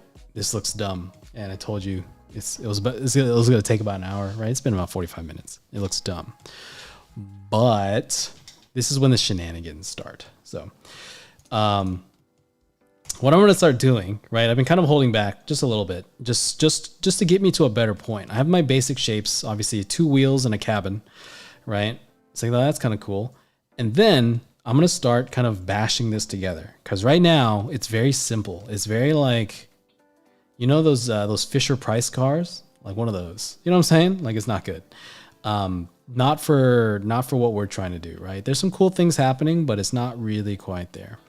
And so what I'm gonna start doing now is start making this look cool. So I love, if you guys have seen, and I'm just thinking this as I'm going, but, what's it called? Hot rod drum brakes. Yeah. So, you ever seen a hot rod? They have, generally speaking, they have drum. No, I mean, I don't say generally, but older cars have drum brakes. That was one of the first braking systems to exist. They look like this. Basically, it's a drum. It's a cylinder with like pads on the inside. They expand out to stop your wheels. But the whole idea is they look really cool because the wheel, there's like a wheel, and then there's like this weird hub on the inside, and then you see the arms and stuff kind of connecting to that. I love that shit. So when I'm designing this, I'm gonna create something, you know, roughly kind of like that, right? I want that. I want to be able to see that because that's my design, right? At the end of the day, this is just what I want to do. So that's what I'm doing, you know. So it's as simple as that. So all I'm doing is just gonna take pieces, and I'm just being inspired by various things in life that I remember, or things that I've seen, and I'm just gonna start doing stuff like that. So bevels are huge. Oops. Nope. Command A. There it is. All transforms. There you go. Oh, pro tip. Let's do that again. So tab, and I'm trying to bevel. If you see this bevel, for those that don't know, and it's very infuriating because it's like, it's not at a 90-degree angle. Like you're trying to add a bevel, and it's like I don't know, like 2 degrees, whatever that is, right? Basically, not enough. So usually, what happens is it's because you've been editing it in outside of edit mode. You've been doing it in object mode, which is still thinks it's the normal length, but because you smashed it, you know, it's creating a 90-degree bevel that's been smashed, which is not 90 degrees. So if you go back to object mode, select it, and then Command A or Control A, apply all transformations, go back to tab and bevel again. Now you'll get your 90-degree bevel. You can, like, you know, add whatever you want after that, but it's very, for those that don't know modeling, that's very infuriating. It just doesn't look good. And you're like, why the hell is it doing that? So, you know, now you know.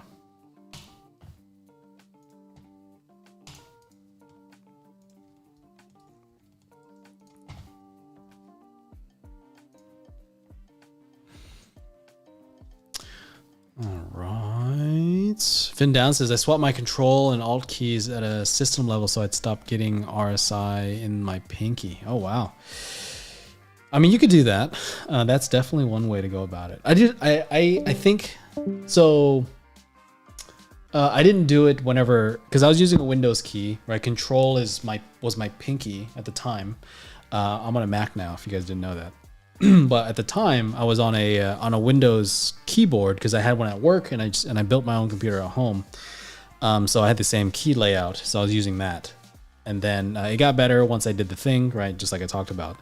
But I switched to Mac, and it was actually kind of annoying at first because I kept doing that control thing. But Command is now my thumb, right? You know, because Command is not where the control key is. If you know what a Mac keyboard looks like. And that actually helped a lot because I guess I don't know, my thumb doesn't hurt as much ever compared to my pinky, so that's cool. So you can definitely do that. All right, let's see, scale that. Let's go.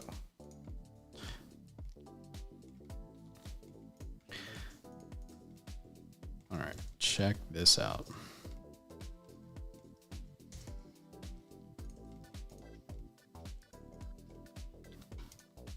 That's kind of cool. Let's see this. Do I have a modifier on? I do, bro. That's what I'm talking about. That's kind of cool.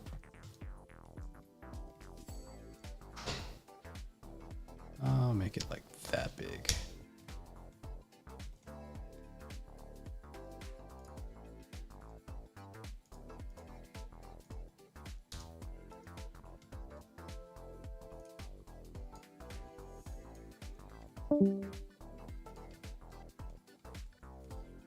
some pretty basic stuff. I hope everyone understands, like, this really isn't like a super, I guess, 3D heavy thing. Like, you know, I did preface that. So if you were hoping for that, definitely, I am sorry. But it is something to understand that, like, you know, these ideas are very basic, right? That, you know, just getting generic shapes in, just doing something that, you know, kind of gets us in the right ballpark, because we're going to paint over this. This is going to be essentially a painting design process, but we're just trying to get ourselves somewhere like kind of quick, right?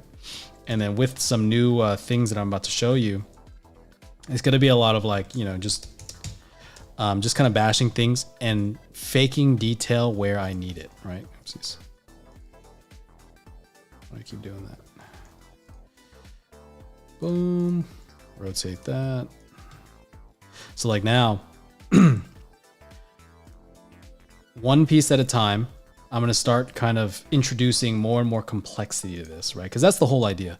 The whole idea is I just need this to start feeling complex, right? Because if you've ever like tried to model complexity, it's a nightmare. It sucks. I mean, I'm not good at it. So, you know, I'm not saying I'm anybody to measure off of, but the whole idea is it's hard.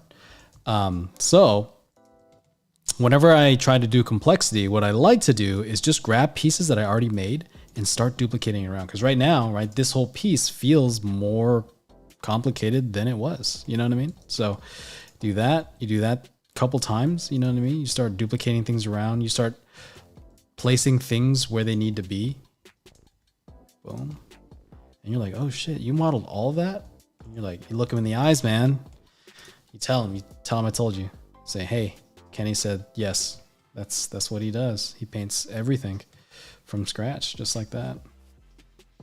Let's see, set origin to 3D cursor. This is kind of where things get, you know, you kind of start needing to figure out, like, you know, different tricks and stuff to make it, you know, whatever. But oh, that was odd. Why was it Z? I guess I really messed that one up. Let's see. I guess that's cool. Yeah. We'll go with that for now. And then check this out, right?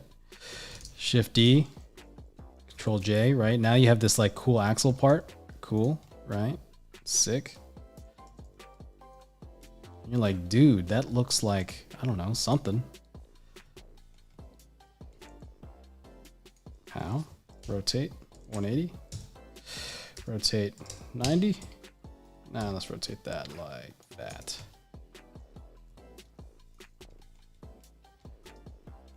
And then you duplicate it again. Scale. Put it in there. It's like, dude, it just makes itself, bro. Let's see. What else can I do?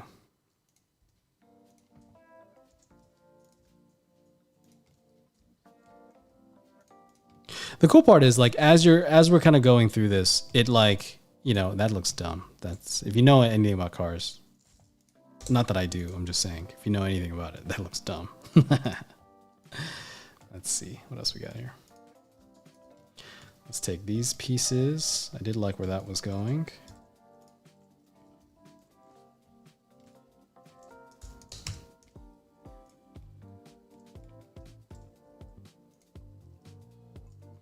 I think for anybody hoping for like a in-depth modeling tutorial, I'm so sorry. I'm so sorry for your loss. This is not it. I am not your guy. If you're ever wondering, like, hey, how do I model this? Don't ask me. You do not want to know my opinion on the matter.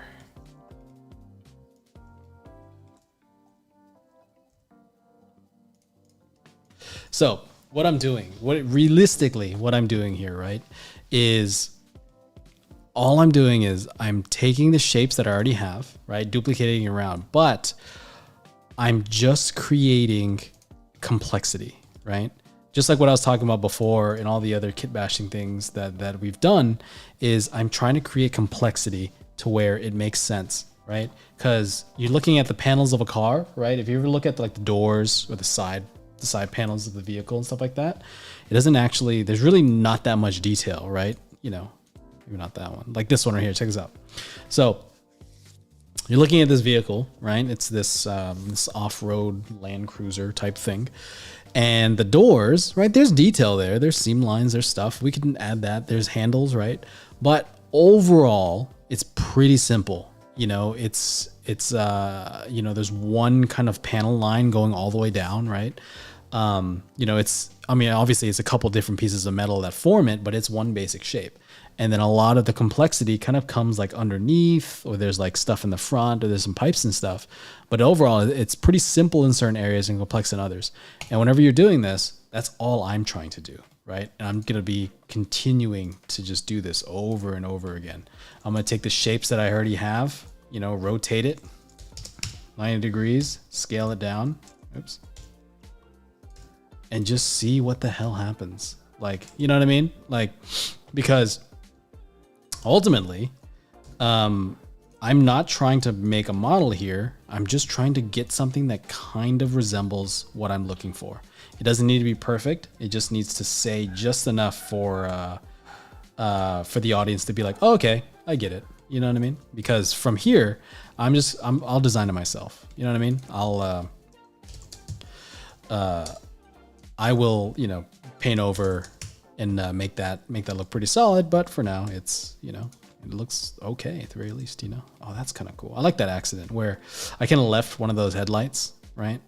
And I don't want to like just completely rip that all off, but that's kind of cool. Oh, that's cool. What if it was like asymmetrical? Dude, that's what I'm talking about. And then you get like some weird things that happen. Like for example, like right now, because I merged some things or I started like grouping some things together, my modifier started acting kind of weird. So, you know, definitely just get rid of that. But let's go. Boom. That's kind of cool.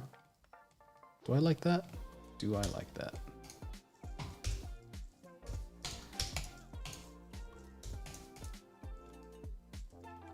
The thing about modeling, I think for me, for those that are like trying to get into it for the first time or starting to, you know, learn some things, right? You don't have to know every single trick, right? But there are little things where I'm like, you should probably start figuring those nuances out, right? Like for example, just a second ago, I had this really weird shape, and there's this, I had like pieces of it kind of like, you know, just not behaving correctly. You know what I mean? And so what I did was I just separated it out, and then I removed it, you know, pretty easily.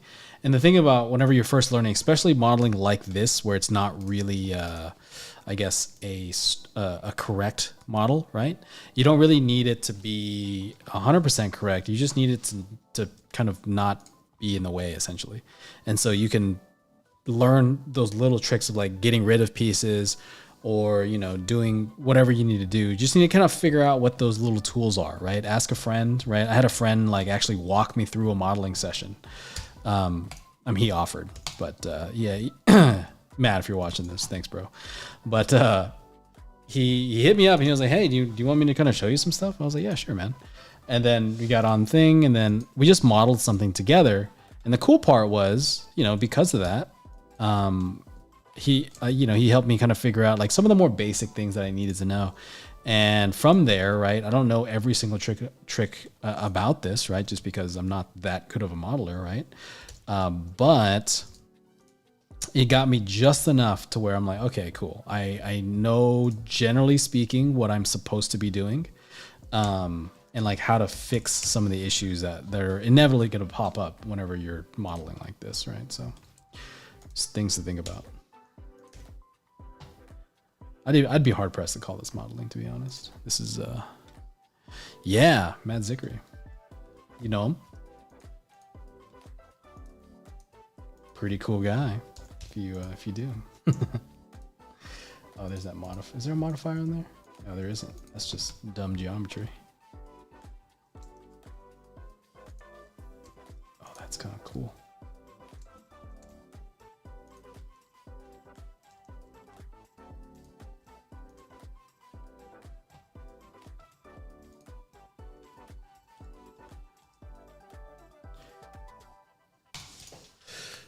Vishal, Vishal Namani, you don't use Boolean modifier? I mean, I do. I probably will eventually.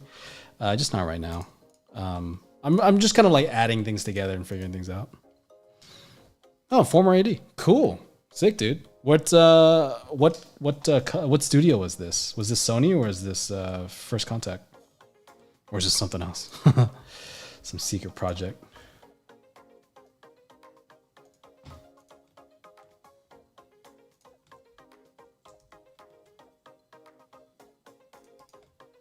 That's cool. What's up, dude?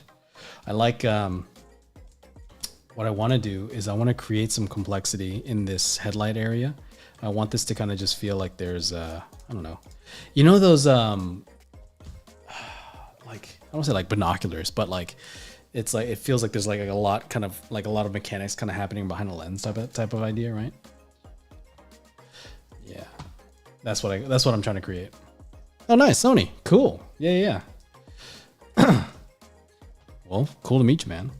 Yeah, no, Matt's cool. He was so when I first started going to Brainstorm, he was working at the studio there, not Brainstorm, the studio that was in the same building, and he helped me kind of figure out a lot of like the just a lot of like the growth things, right? Just a lot of like just various I don't know, various concept arty things, and really helped me out. He's probably one of my best friends. So glad to see that you know him. Glad to see you worked together with him. I was on that project as well for a second, but yeah. Actually, that hole's messing with me, dude.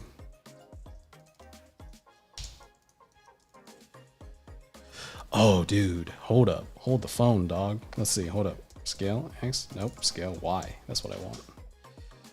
Boom. Okay.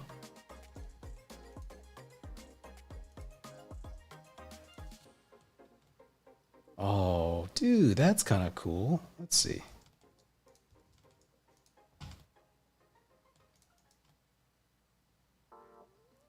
Dude, look at that, man. This guy, he's a mechanic. Straight up, bro. So, this is what we're up to. The different shenanigans. It's cool because like whenever you're designing this, right, it really is like you know, I'll paint the rest, we'll make it look good, but it really like you just gotta have just something, you know what I mean? Like you just gotta have 10% of an idea that's like that would be kind of interesting to see. This is really all I'm looking for, because once you get that, it's whatever, you know what I mean? Like if you have a body with headlights and wheels, right, it's gonna look like a car, right? Especially if you're doing, you know, if you're creating something like this, you know, it's like it's really not that crazy of an idea. It's kind of cartoony. It's kind of weird. But it's a two-seater. How do I make a two-seater not look like a freaking roller coaster car? You know what I mean?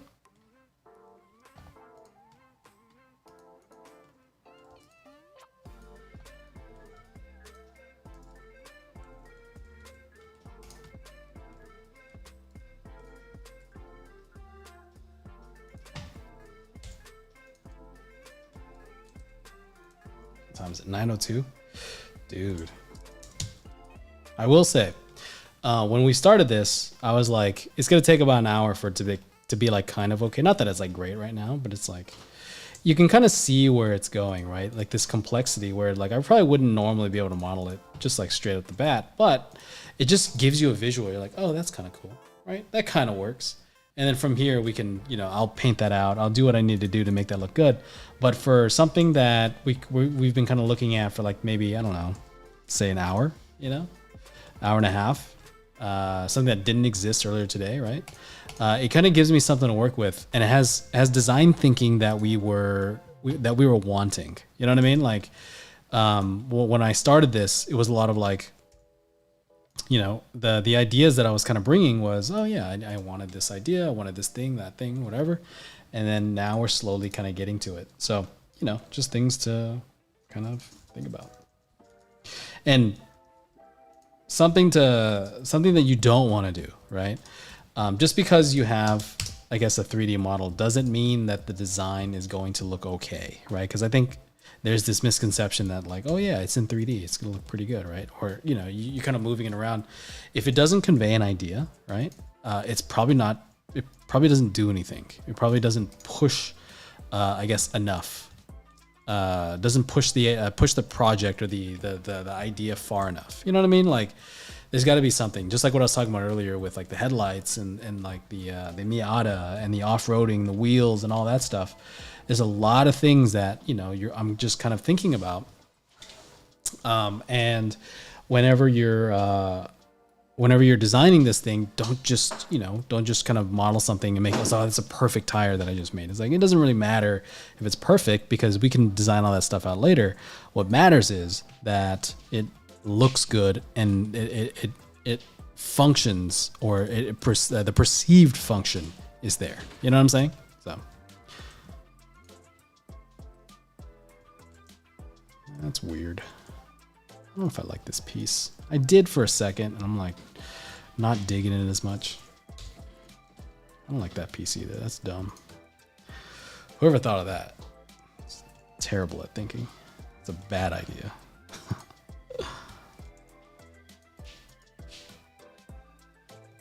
That's kind of cool. The good news is you can like take a lot of these pieces and be like, sick. Yoink.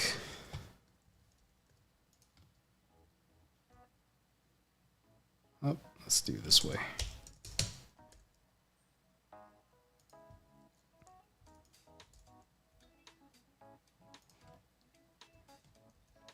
Actually, hold up. Might need to mirror that just because. Tab. I'll just get rid of this piece right there. Nope, not that one.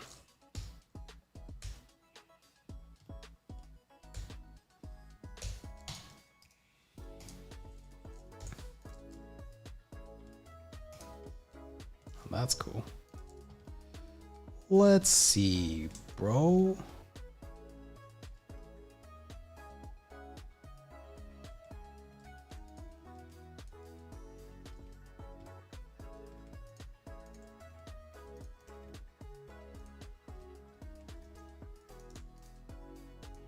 I had this piece here. I was like, oh yeah, I can make something with it.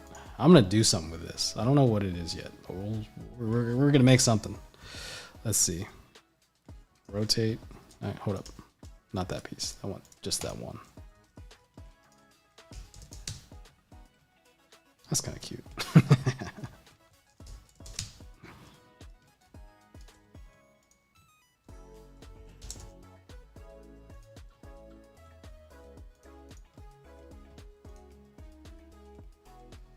Oh, we need a bumper, don't we? Let's see. Can I do this? Is this gonna look okay? Is this illegal? Looks terrible. Looks like a bad idea, doesn't it? I don't know. Maybe it might work. We'll see. Let's proceed. Oh yeah, so I guess as we're wrapping up the hour, right? We'll talk about this a little bit more towards the end as well as a formal announcement, right? But we are getting towards the end of the year, right? Which is cool. But I kind of want to talk about some stuff. I want to talk about the some of the future things that we have planned for what we're going to be doing here, right? Because right now, this is kind of a big, for those that couldn't tell, right? This is a big trial run. It's just, we're just figuring shit out, right? First couple weeks, we were running through bugs. Next couple weeks, every week I've had something that I was kind of like messing with, just ideas. I was like, okay, cool. Maybe this will work. Maybe it won't, right? And so every week we've had something that I've wanted to address, and we're starting to kind of, we're getting to like the next, I don't want to say next phase, but the next, level of things, and trying to progress this a little bit further, this live stream content, right? Because I think something that I've been, I don't know, trying to figure out is how do I take this teaching medium, right? Because I teach classes normally. I teach concept art classes, and I'm trying to figure out how do I do this in a live stream format. You know what I mean? Because it's not the same, right? It's definitely not the same as how I run, like, let's say like a brainstorm class or any other class I've taught before, right? So this coming year in January, what I'm going to start kind of doing is what I want to do is start creating monthly, I guess, topics that we're going to kind of run through. And hopefully by the end of it, you'll be able to kind of understand and learn how to do it yourself, right? So for example, right now we're doing a portfolio project, which is, however many weeks it's going to be. Probably, it looks like it's going to end up being about 10-ish kind of weeks, right? Like a decent amount of time, right?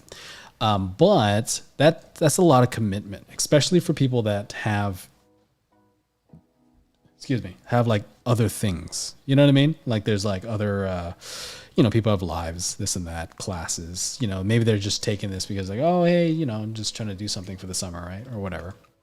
And so what I want to do is create something that we can do for a shorter amount of time. And hopefully you can kind of create a portfolio piece out of it every single month, right? And so every month is going to be a new topic, right? It's going to be, hopefully it's going to tie into each other in some sort of way for those that kind of want to follow along, month after month, right?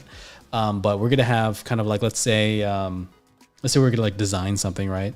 The first couple weeks is going to be some of the more foundational ideas behind that thing, right? So if we're rendering this vehicle, for example, the first couple of weeks would be maybe material rendering, painting forms, this and that. And then the last 2 weeks, we're actually going to be taking that information and applying it to an actual live product, right? So hopefully, I'll have a more formal explanation just for those that are watching right now, and just kind of want to brief you on like some things that are coming down the pipe, essentially, because, I think, things like that is, it's nice to be able to plan for it, so for those that want to participate, for those that have been participating, I definitely appreciate that. Hopefully, and I hope it's been helping too, because I hope this has been something that you kind of see and you're like, oh, okay, I didn't know that we did things that way. I didn't know things were like that in entertainment space or whatever it is, right? And so now I want to kind of keep doing that, but with more focus on certain topics for a certain duration of time. So there's gonna be I guess a fuller explanation once we kind of get closer to that time. For now, we'll just keep enjoying what I'm doing right now. But it's gonna be a whole thing. The paint over process is gonna be a lot more streamlined. Notes and crits and stuff like that, and participation is probably going to be, or I'm going to try to make it a lot easier. So if that's something that sounds interesting to you, definitely let me know. Definitely if you're excited about that, tell me. I'd love to hear anything that you guys are thinking. If you think it's a completely dumb idea, definitely don't be afraid to tell me that either. I'm not so light skinned or thin skinned to not take a crit, you know what I'm saying? So, but yeah, just things I'm thinking about. I'm, as we're kind of going through this, like I definitely want this to be I want this to be a continuous thing that we're just doing, right? And I want to keep developing this process or developing these ideas, this system to, hopefully change the way we can learn something, right? Just because not everybody has access to like $800 classes. So hopefully this could be something that can be at least real, right? First and foremost, it's a design experience that is real and is actually how we work in studio. This is actually how I work in studio. Whether it's the best way in the world to work or not, I can't say that. But it does work for me, and I can, generally, I'm pretty confident in my ability to kind of get work done or do things in my on teams and things like that. So just things to think about. Oops, let's go this way.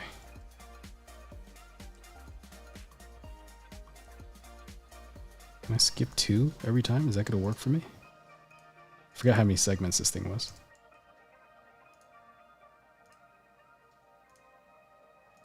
It's probably 32 segments, I think.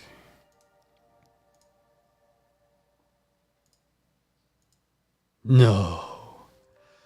All right, we'll skip 1. Oh, I'll skip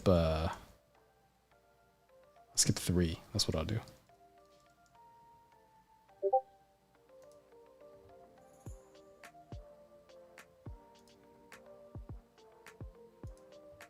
Three is so much harder to count. My God. Is there an easier way to do this? There probably is, but this is what happens when you suck at modeling. There you go. Nope, not like that. Oh, bro, that was kind of cool. Pop. What did I want to do? Alt. There we go. Nope.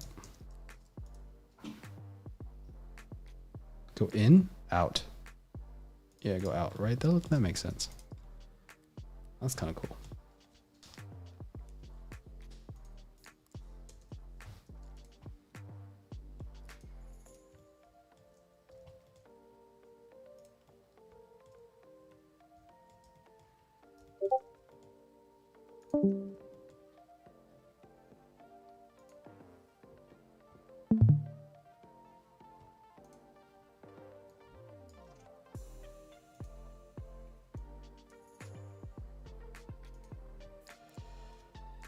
Finn Down says, I don't know if it'd make things too complicated. Maybe it be different difficulties for different level of students. Yes. So I did think about that. I am only one person. So I think right now, I don't know how possible that is, right? I do plan on adapting for that eventuality, right? Like I do want to do that. I think that's something that would be super helpful, right? Kind of switching things up and, just making a different level, I guess, per thing. Because right now, for those that like are participating, this is not easy, right? It's very difficult to do this quickly, effectively, and because I'm just pulling the trigger on a lot of these things. I'm just going. But ask anybody here that's actually participating right now. They'll tell you it's not simple by any means. I think I get, there's just messages where it's like, oh, this is super difficult to do, right off the bat. I'm having trouble doing this. And so I am aware of that. As far as my ability to currently do something about that, I'm not quite sure if I have the time to do so. I'm going to try to. There is going to be, I do have some things planned. I can't say anything right now just because, I don't say NDA because it's just me keeping secrets, but but the idea is it's gonna be I'm gonna have some stuff kind of coming in the future, right? To kind of address a lot some of those problems, but just for this immediate I guess announcement right now, I can't we'll just leave it at that. You know what I mean? There is things coming though, so definitely just hold your horses on that one, but yeah. So, but there are beginner tutorials coming, not tutorials, but beginner content or beginner friendly content things happening behind the scenes. So just be careful, or not be careful, just kind of look out for those things. I'll announce it once we get there. But yeah, it's gonna be fun. I think I have some fun things kind of planned. Cool. Let's see. It's kind of cool.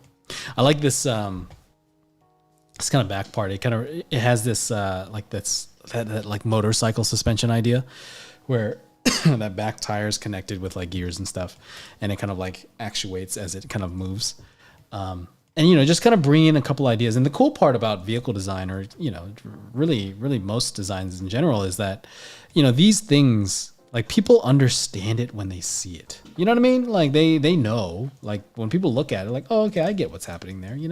Because people live in this world, people understand these concepts, and so when you bring these ideas to the table, it resonates with a lot of people, right? It makes sense. It says something about the there's a lot of hold on, let's do it this way. Shift D, rotate 90. It'll kind of resonate with your audience. So if you understand, like, kind of what you're designing, it really does kind of go a long way, right? Especially like if you have experience in something, you know what I mean? Like it goes a long way. So yeah, I'll keep doing that again, because I'm gonna do it like this. Shift D, rotate 90, rotate 90 again. Actually, just rotate. There it is. Ooh, that's what I want. Something like that. That's where it intersects. So it looks like there's like actuation. There's like movement there. Oh, that's pretty sick.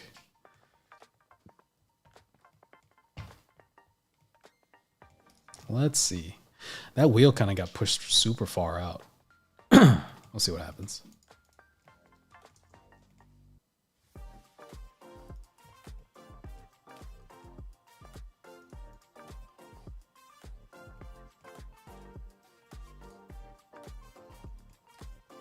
So, like, we saw, like, hold on, let me save this before I lose it. Son, let's see. Card. Oh God, don't do that. Did I just try to save and it, like, didn't do it? Let's see what happens. My God, this is live. We're about to lose this file, guys. Okay, we're good. Thank God. Desktop. What should I call this? Buggy? There you go.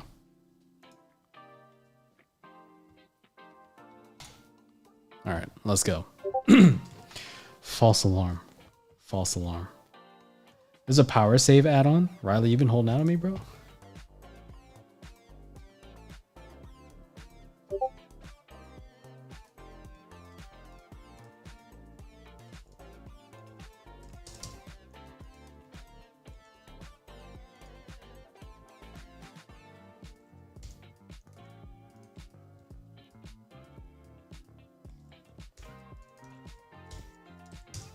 Oops.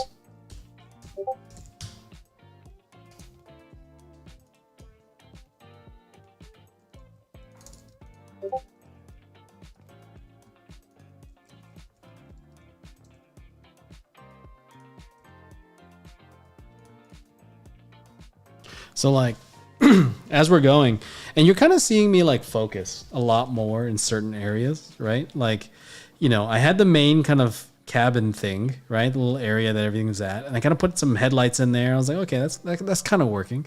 I think it's going the right direction.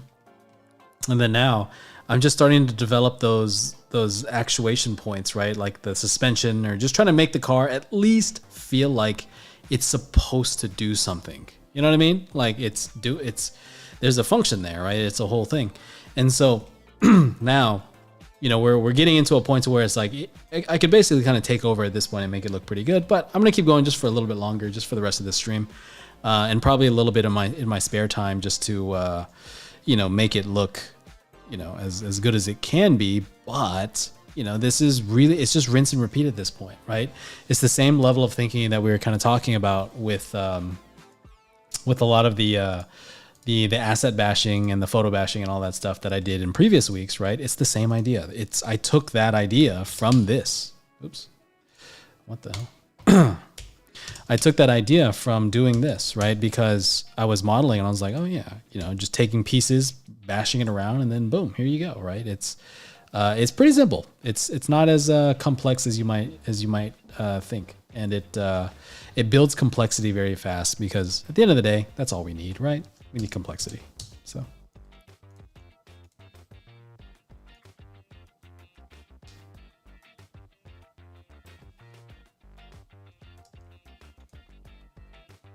Scylla says there's also an autosave recovery in Blender, so you probably would have lost just a couple minutes at most. Yeah. Hopefully, that's praying. But yeah, I think that saved me a couple times. I think that was a thing.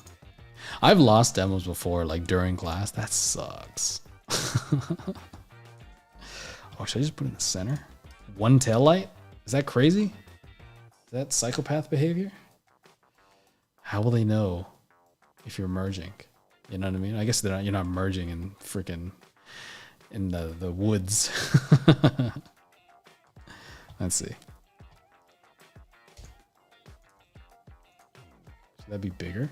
No, that's dumb. That's psychopath behavior. Ooh, what if I did this? Integrate that into there. Make that a thing. Well, that's kind of cool. Car has a rudder. I mean, you got to steer somehow, dude. You know what I mean? Because if you're doing the multi-terrain, you know, it's gotta get around. You know what I mean? So the cool part, the best part about all this, right? Like whenever I'm like duplicating pieces like over and over again, what I love about it is it's the same form language. Dude, that looks sick. My God. You know what I mean? Like, dude, I had to like design that from scratch. I had to like refigure all that. No, I'm just kidding. I just took the headlights and went, bah, done. Let's go, dude. So like the cool part about all this, like the same reason why I like, you know, taking my assets and like, you know, doing whatever I do with it and painting, right, is because it retains consistency, right? The shapes feel the same, right? Because they are the same, generally speaking. Obviously, there's a little bit of like things here and there that I need to do to make it better, right? But it's, you know, it's mostly there, right? There's stitching that I got to do. There's whatever that makes things look good. You know, the concept already moves, right? But for now, it's at a decent point. It gets the idea across, and then we can kind of work from there, right? So.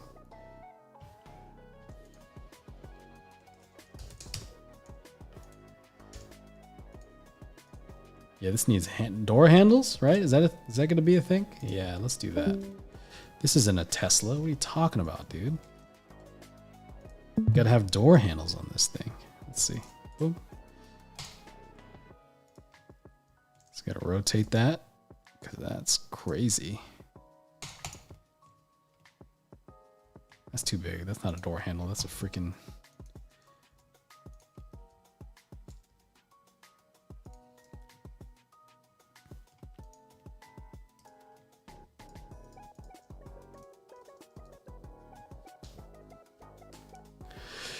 Ian says, is the design language for this vehicle the same as the environment and the creature? It's not, right? So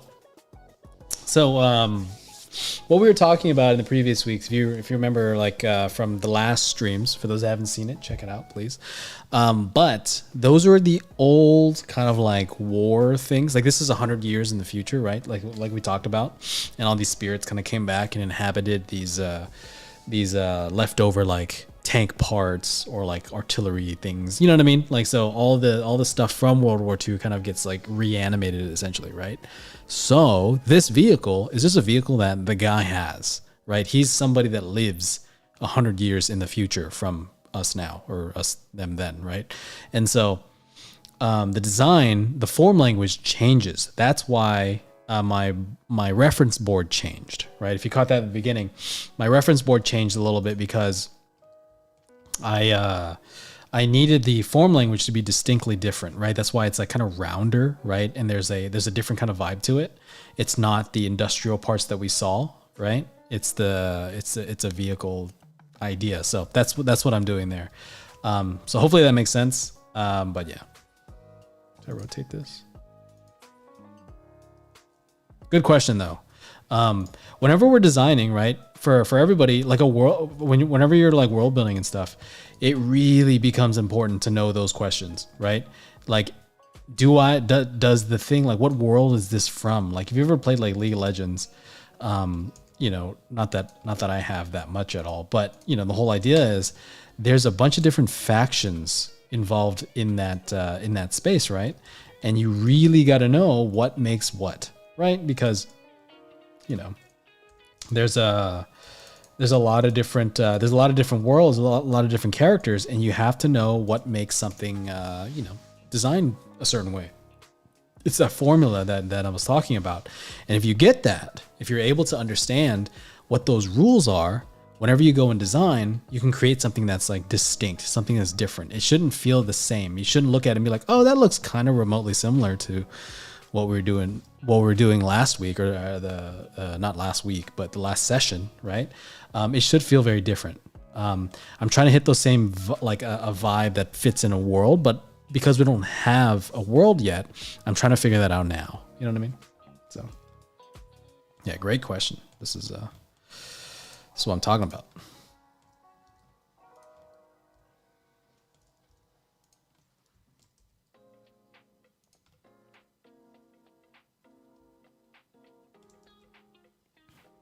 Let's see. Where can a piece like this go? So like, you know, like I was saying, right? It's a lot of like just cheating. It's a lot of like just take pieces and just make it work. Like, I don't know where it's gonna go. You know what I mean? But it's just like, I have zones. I have areas. Like if you notice the way I'm kind of modeling this, right?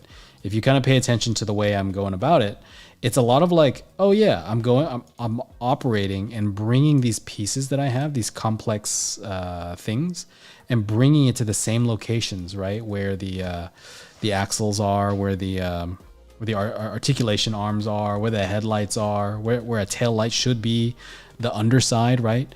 Because that's where it matters. Like, I haven't really touched the sides that much since that first model. And the reason I did that is because, like I was saying earlier, a car, you know, I can draw the cut lines on there, you know, later. But I just need shapes here to be like, oh yeah, that kind of works. That kind of looks like what I needed to look like, right? So.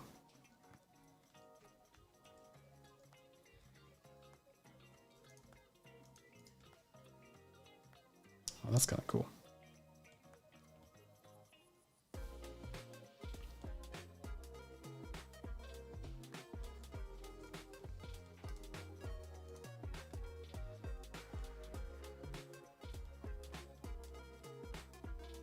Oh yeah, for everybody, if you've noticed, if you are noticing, I'm only designing one side, right? And for those that know how to model, right, you clearly know why. But I'm just gonna mirror everything over later, right?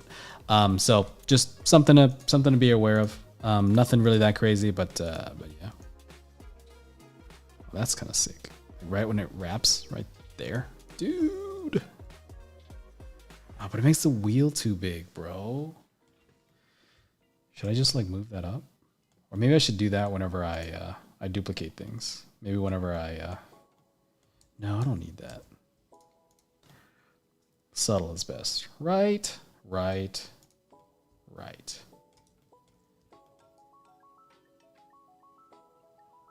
be off center? Oh shit, bro.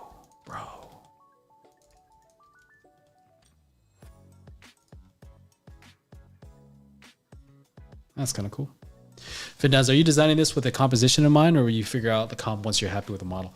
I'm gonna figure out the comp once I'm happy with the model, right? Because if you remember from the comp that I had, it's not really there's no car in it, because it's, I guess it'd be, the idea would be it's from the viewpoint of the photographer, right? For those that remember the shot, it's the big cliff thing with the centipede around it. So it's as if that was the picture that the guy took, right? So he probably wouldn't shoot that with a car inside of it. I would have to make another shot with this vehicle in mind. And like I was saying before, a lot of these pieces that we're doing, they're just placeholders, right? I'll go in and I'll make it look better. I'll do what I need to do to make that work, kind of thing, right? But yeah, but for now, it's just like that image is just a placeholder. I'll fix it. I'll make it. I'll add in what I need to add a little bit later. So, but yeah. Boom. Take this piece again, shrink that down, flatten that out. Oh, bro, let's go. Do need like a floor pan on that, just to make that look a little more solid, right? Something like that. This guy's a cheater, man. He doesn't know how to model at all. It's funny though too, because like any modelers watching this probably throwing up right now. They're just like, I can't handle this. This guy's chaos.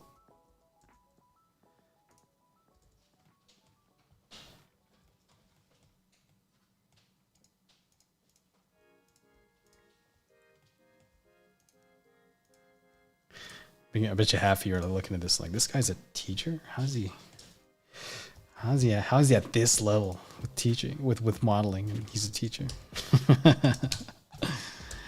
Yeah. I'm just as surprised as you are.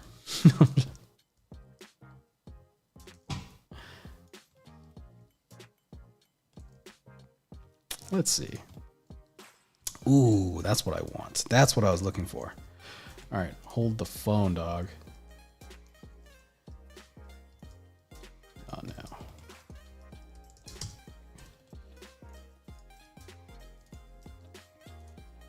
Oh, no.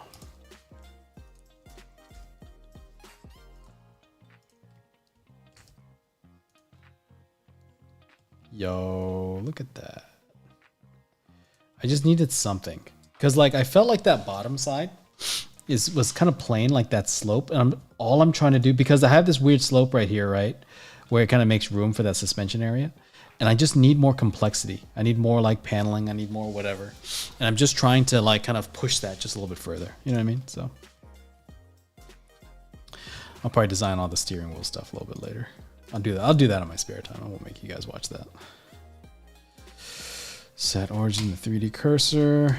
Rotate that down so it's not intersecting. Dude, so clean. So well modeled. Look at that. No, not at all.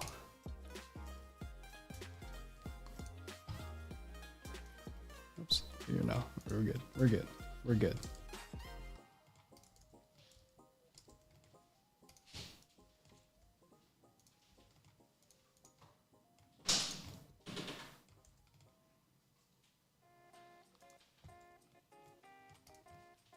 You guys have any questions? It's been a second. It has to be. There's got to be something. I think there was some interesting conversations I was having in class. I'm just curious if you guys have any. I don't know.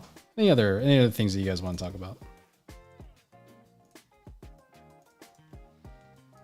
There's got to be something, man. Let's see. What if I rotate this? Oh, that's a bad idea. That's terrible. It's like something that's happening right now, right?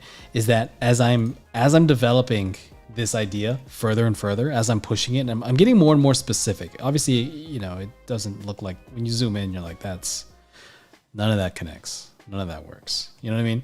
But you're kind of getting the idea. You're like, oh, okay, I see what's happening here. I can understand that, right? And so it's becoming harder and harder to find pieces that work together. You know what I mean? So that's usually for me a sign that says you should probably start to, you know, nope. You should probably start like being more specific about a lot of these things, right? Because, you know, what I'm doing here is it's like I was doing earlier whenever I was, in my previous paintings and stuff, I was painting rocks, doing, you know, like doing the assets and stuff like that. And I kind of started random, and eventually I started being more and more specific. And the issue that, you know, you kind of start running into the problem of, well, you can't be random anymore because now things are starting to be specific. And that's usually a sign telling me, okay, cool, you need to move on. You need to move to that next step, right? So I'm going to start kind of merging things down, not merging, but start getting things and mirroring them over, and, you know, start getting things to kind of look okay at the very least. So for now, right, we're going to, oops, shift C. There it is. I'm going to start kind of mirroring this just so I can get a view of what this is supposed to look like, you know, as a full thing, right? Because I put all these pieces down there and it looks okay, right? This little thing's kind of weird. I think I can work with it, but you know, this, we're going to start kind of seeing what this looks like as a actual object, right? So origin 3D cursor. Command A, all transforms, add modifier, mirror that. Boom. Dude, easy peasy. Too easy. All right, let's see. What else? That piece right there. That piece. I think that's it. Oh, and that piece right there. Yeah, we good. What? What do I keep pressing that asks me to add dictation? I think I'm doing something that clearly I should not be doing. Cool. Add modifier, mirror, done. Dude, look at that, bro. That's kind of cool. I like where that's going. Hopefully that's something you guys vibe with, right?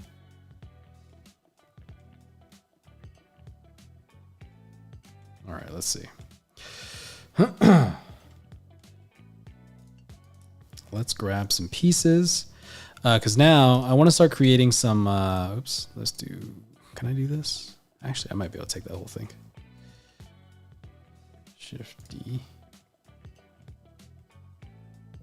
What? Oh, because there's a modifier in there. That's right. Oh, that's cool. I like that. Okay, hold up. All right, hold up. Shift D, boom, P, selection. There you go. Now you're your own man. Look at that. Boom, scale that up. Your boy's got a bumper. That's what I'm talking about. So like now I'm just trying to get some of those bars. The massive spoiler. You need downforce when you're trying to catch those cheetahs, bro. Riley says, it looks dope. Where's the massive spoiler? Ian says, have you seen The Creator? I haven't. I want to watch it soon. I haven't had the chance to see it. Have you seen it? Is it good?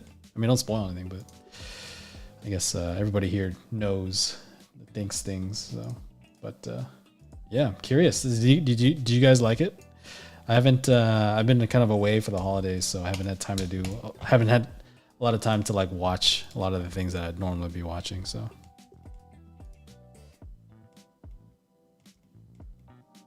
Let's connect that back there. Oops. Oh, there it is. I want to connect this to set origin, geometry, scale that to there, connect that right there. Bro, that's kind of sick. Can I connect it further in?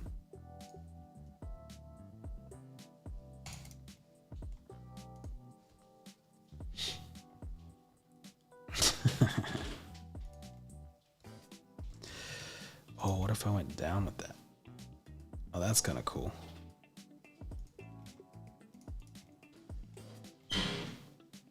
Oh, dude, that's sick. I kind of like that. Maybe I have to like figure out how to make that go around some of the suspension parts, but dude, that's kind of cool. Maybe it's just part of the suspension. Yeah, because too high is weird. That's dumb. Low? Does it work low? No, because it runs in all that stuff.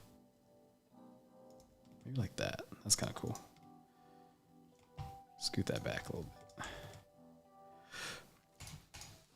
I do like that about 3D. I do enjoy that where we're able to kind of mess with things, right? You know, hopefully you're seeing how fluid this process really is, right? Like I'm just making something kind of fun, you know? I'm just doing stuff and I'm trying to like I'm designing with logic, right? I'm designing with an idea in my mind where, you know, we have something that is, you know, there's a thought behind it, right? It's not just some random thing, but we're using the randomness to help, you know, push our ideas a bit further. You know what I mean? So hopefully this resonates with some people. I think modeling is such a, I guess, a scary task sometimes. You know, it can be, for those that don't know how to model, it can be very daunting where I'm like, you just don't want to do it because it's difficult. You know what I mean? Like it's just, there's just so much to learn.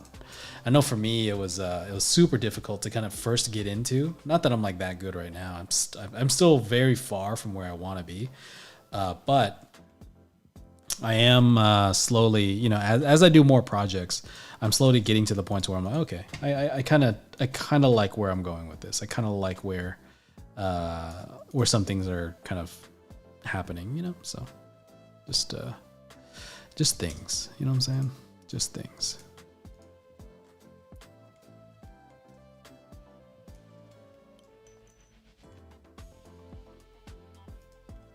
Is that too low?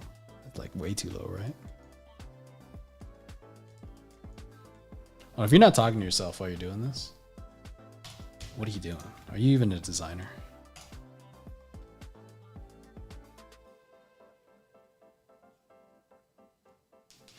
Assuming you're going to do a call out page of this thing, it'd be cool to see some kind of function and how you demonstrate it on a design sheet. Yeah. So that's, I guess that'd be the next thing, right? Because the first thing I'm kind of thinking about right now, like the whole, I guess, the whole thing I'm doing here really is like, just make it look cool first, right? Does function like and stuff, like it'll happen. I'll make it work, right? But like as long as it like is kind of appealing, we have somewhere to go, right? But yeah, eventually we do have to start figuring out like, you know, how do I make this work? What is the thing that's gonna that is gonna, you know, transpire here, right? And so this is an all-terrain vehicle, and I need to kind of start figuring out eventually, right, how all this works. And maybe you know, we'll kind of do some stuff a little bit later on that function process, possibly.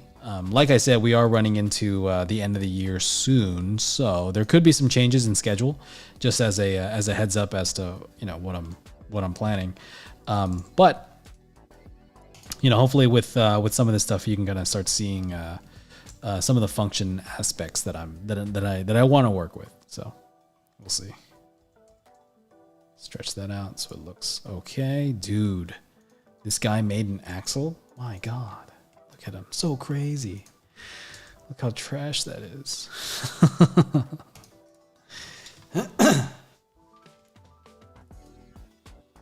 Sick. The cool part is, what I enjoy about this the most is, like, it, you know, we're at a painting. We're at a stage to where you can probably start painting. I'm not going to paint just yet. We have a lot of things that I want to do to it. Oops. Let's look at this with some lighting. See what happens. I have some you know, some base kind of shapes here, right? And you know, I'm gonna get into a painting with this, but it's cool because it kind of gives us a lot of stuff to play with, right? I don't have to be so, I guess, I don't have to design things from scratch. And if I want like a zoom in of a part, you can kind of make that happen where it's like, oh, you know, how does that actuator work? Where's all this stuff at? And I can, you know, make it, I can get there a lot easier. If you modeled this, if you've modeled this from scratch and you try to make it perfect, you know, it's going to serve you a lot better in that, I guess, later stage, right? Whenever you're, you know, I guess, trying to do the call outs and stuff like that. But we're not at that stage. Something to understand about modeling or about this process as a whole, right, is that you have to understand what stage you are in whenever you're painting. You know what I mean? Like because oftentimes I've seen like the answer is, oh, hey, just model it, right? Because, you know, why wouldn't you, right? Because it's so much easier. Why wouldn't you do that? And I think oftentimes that's the wrong conclusion, because whenever you model it, right, you're usually committing pretty early, and you're not, I guess, exploring as far as you could. You know what I mean? So whenever the reason I choose to do it this way, the reason I kind of like fake model it the first time, and then if I need to make it more clear, I'll model it again, but with more intention, right? Because it's kind of like if you've ever for those that, like, you know, have like done anything like this, it's very hard to model from scratch. It is difficult, right? Like, it's weird. It's just so hard for whatever reason, right? Just because if you don't know what you're modeling, then it becomes really hard to model, right? Surprise. And so what I like to do is just get a first pass down. Just like, is that kind of cool? I'll do some screenshots of that. I'll paint it up. And then if somebody enjoys it, if somebody likes it and they're like, hey, that's a really cool model, or that's a really cool design, let's commit to it, right? That's when we kind of go in and we make that, just better, right? We make that something that is worth pursuing. We have to make something that's worth pursuing first before we then commit to our designs, right? So Command A, all transformations, modifier, mirror, there you go. 2 doorknobs. So I'm gonna, so just as a forecast for the next coming weeks, we're kind of starting to wrap up soon. As we get into the next weeks, right? I'm gonna take this model, just this very simple, duplicated to all hell model, right? And I'm gonna start drawing on it, start painting on it, and start creating a thing with it, right? I'll throw in a camera, get some screenshots of this, and then make it all nice and dandy. But for now, right, it really is just make a basic shape, right? Get the main section, start big, right, and then work smaller. Right. I went from a big thing to a medium thing to another medium thing. And then I started working on a lot of the small details. And, nothing here is perfect. Right. There's a lot of junk here. Right. But when you zoom out, it looks right. It looks about where I want it to be. And then I'll put in some chairs. I'll put in the bars and some other stuff to make it look a lot cooler and stuff like that. But it's going somewhere. Right. And which I really think is going to work out. And worst part is, if I didn't like it, I'll just model another one. It didn't take that long. You know what I mean? So, but let's see. Ian says from the have I seen the creator? I've seen it a couple times now. It's pretty good. The designs are sick, but the story isn't standard sci-fi. There's a heart in the way. I can't see. It took a second viewing to appreciate it. Oh, okay. Yeah, it's funny. Like, I think, and that, I mean, for me, that makes it interesting. I think for me, like, whenever I hear things like that, where it's like, oh yeah, it's not really your standard, like, sci-fi story. I'm like, perfect, because the standard sci-fi stories suck. You know what I mean? Like, they're generally speaking not as good, right? Like, there's, when you hit that, I guess, generic type of idea, or if it's very easy to understand, like, it's very like I guess predictable, right? It gets very, I don't know, it's just not as good. So I think for me, it's cool to hear that. I kind of got that from the trailer. Like, it kind of felt that way, which I'm not trying to judge it from the trailer, but just from the quick second that I saw of it. I think that's gonna be that's hopefully that kind of makes it a great movie. I've heard good things about it. I do want to see what's up. So definitely gonna check that out. Hopefully this weekend. I think that'd be nice. But we'll see. I have a movie screening this Wednesday for something. I forgot what it's called, but it's gonna be fun.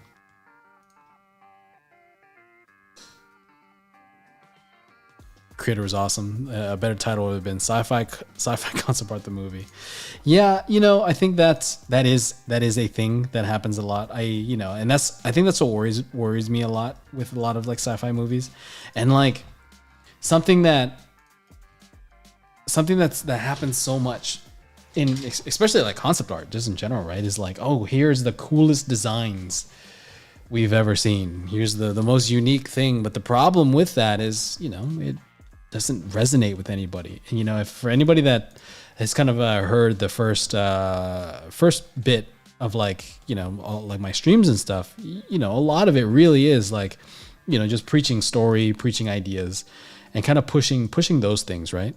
And I do that because a lot of people don't really care about sci-fi, right? Not that artists don't, but a lot of people, normal people, the people that buy tickets, the people that fund these things, they don't really care how unique that box looks. You know what I mean? It's a story, it's an idea, it's a thing that kind of resonates with people. And the big issue that happens in sci-fi movies is that because everything is make-believe, right? Everything is different, everything is made up for the first time or whatever it is, right? It's really hard to resonate with that.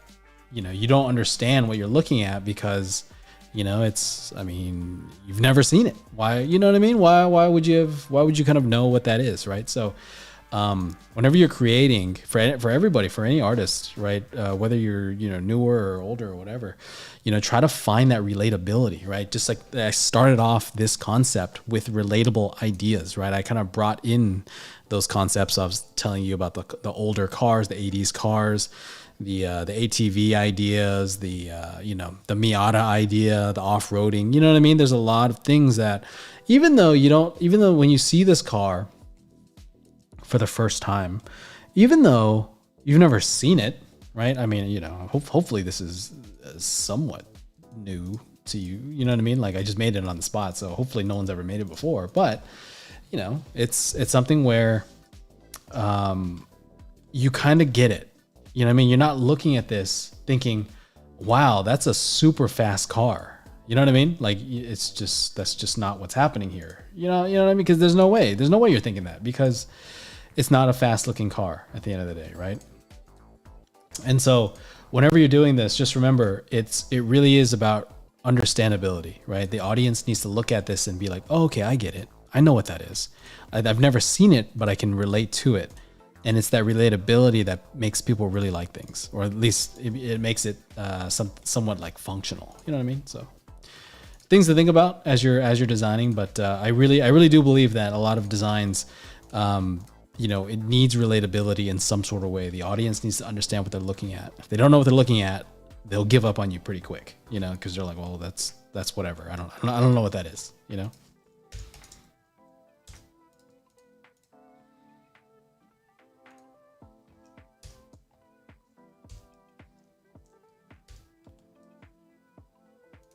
It's a bad idea.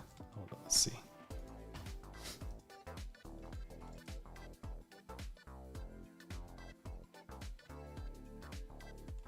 I like a little windshield, right? Let's see what happens. Actually, hold up. Car feels like a frog. Nice, dude. Appreciate that.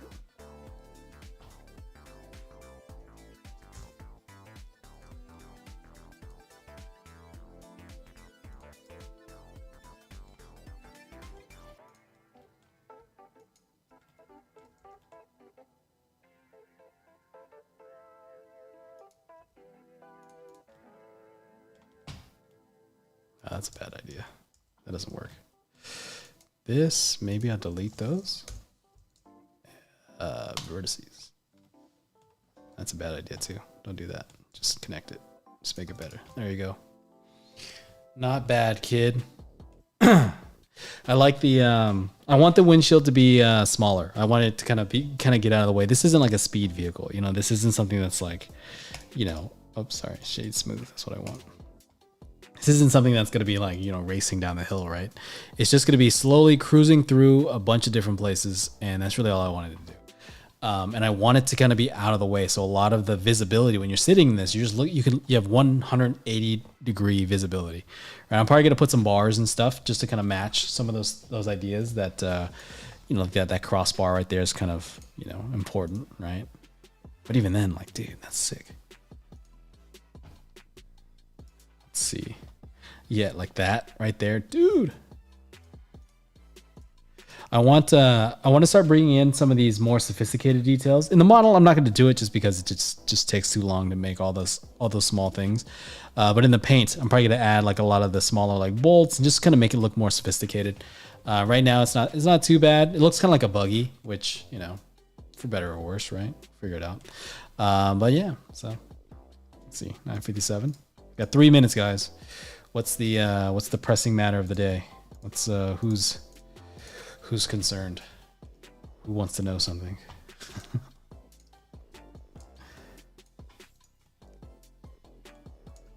don't want to do that. That's dumb.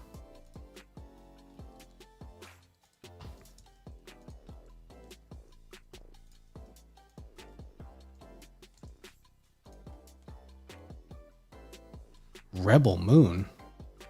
What's that?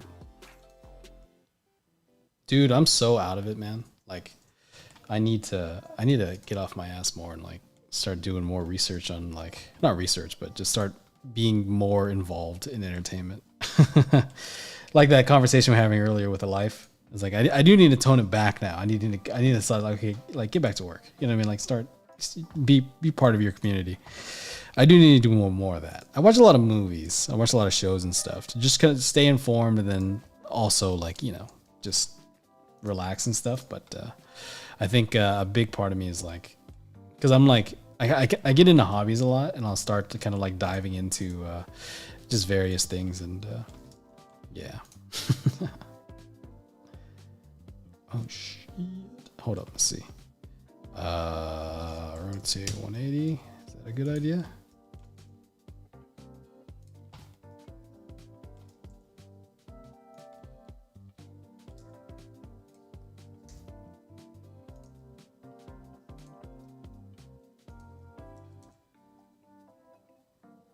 Match that angle. Just get something kind of close.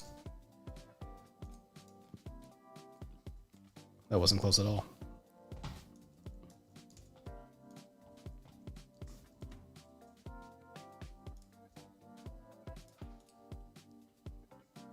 I always do this. I'm always like messing with things when the origin point's like not where it needs to be, and it's just dumb. It's just like, why are you doing that?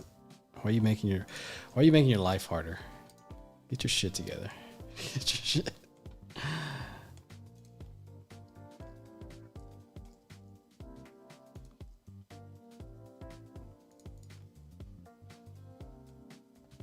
No, that's dumb. That's weak. Let's see. Hold on. Let's take that down. Let's bring it over here. See what happens.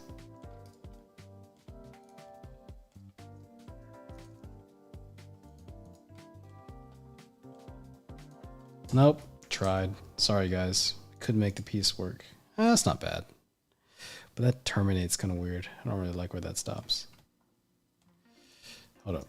But I can fix it. I swear.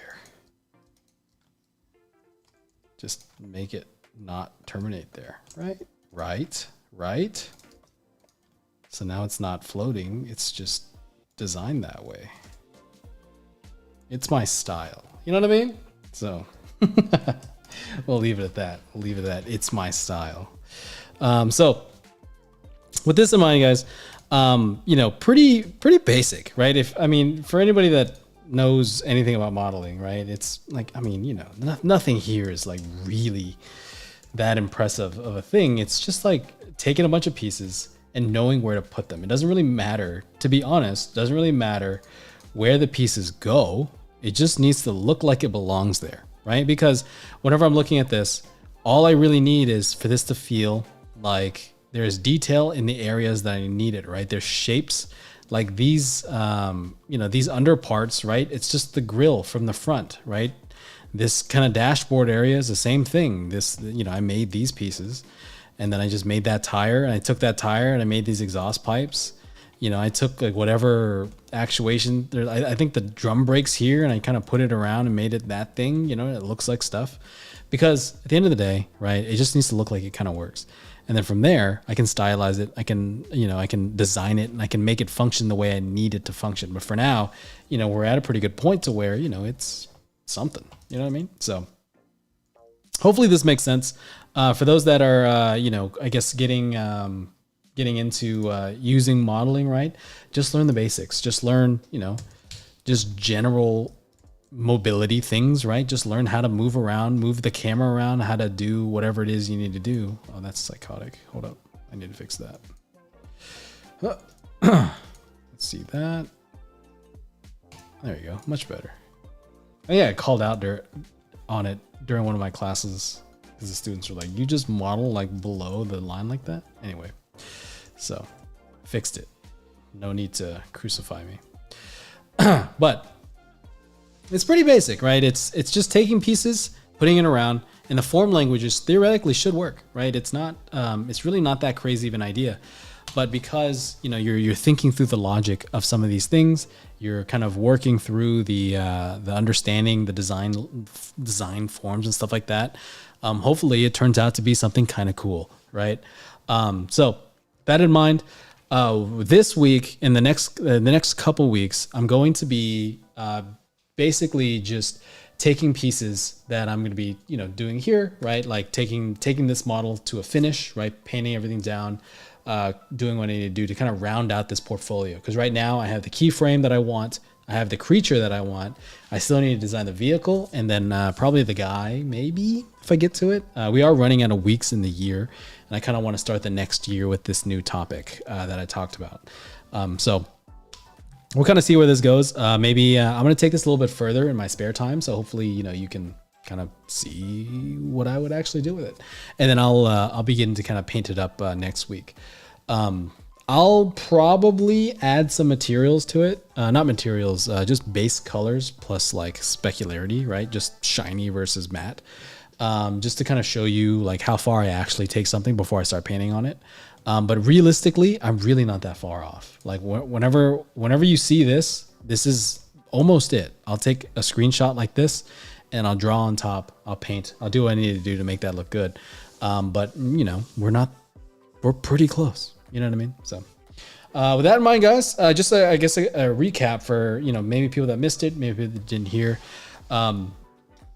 This coming year, right, in 2024, right, we're going to be kind of changing the format on things. It's still going to be project based. We're still going to be creating, hopefully, some cool designs, but I kind of want to break some things down. I have been seeing that from some of the projects that I've been getting, obviously not some of the people here and stuff like that have been submitting for the live stream, but personally, I've been seeing, some missing skills that, I can give you the crit on how to fix it. But at the end of the day, it really doesn't, there's a whole class that needs to be had for you to get what I'm trying to tell you. So I want to kind of change some things. We're going to be kind of doing shorter sprints with, I'm going to kind of teach you some topics in the first half. And the second half, we're going to apply. We're going to do that month after month. That way, people that maybe jumped on a little later can kind of jump in a little bit easier as well. Because right now, most of the people that have been participating, we're 6 weeks into this, right? We are one keyframe, one main prop. I'm on my second prop now, into a project. So it's really hard to just jump in whenever, right? And so I kind of, it's for two things, right? It's to make it easier to understand and to get into this project just a little bit, in an easier way, or jump in whenever it's more convenient for you, as well as a more basic understanding of how to get through a task, right? Because there are a lot of things here, right? I'm talking about some things. I'm trying to explain as much as I can, but there's a whole form language class behind this. There's a whole design language class. There's years of experience kind of talking here whenever I just say these quick notes. And, I kind of want to make sure that we kind of cover some things just a little bit better. You know what I mean? So there'll be more announcements on that as I'm going, as we're kind of going through this year. I'll have some, formal descriptions and things to kind of look out for. So, if you're somebody that wants to participate in this as we're going, definitely, I'd love to have you. This is from seeing some of the work that's being produced in the Discord from this, whether it's live that you guys are actually seeing, or some of the private ones that just don't want to show it on stream. There's some pretty cool things happening, you know what I mean? And it's I think hopefully we can kind of keep this going and make some cool things, So with that in mind, guys, that's all I got. We'll take this further. We'll push this into hopefully a pretty strong piece. I'll need to design some comps. I'll probably come with that next week, just so we can kind of just start running at that point. But yeah, so with that in mind, guys, thanks for watching. If you haven't seen some of the older episodes, definitely check it out. But if not, then I'll see you next week. Peace out. Later.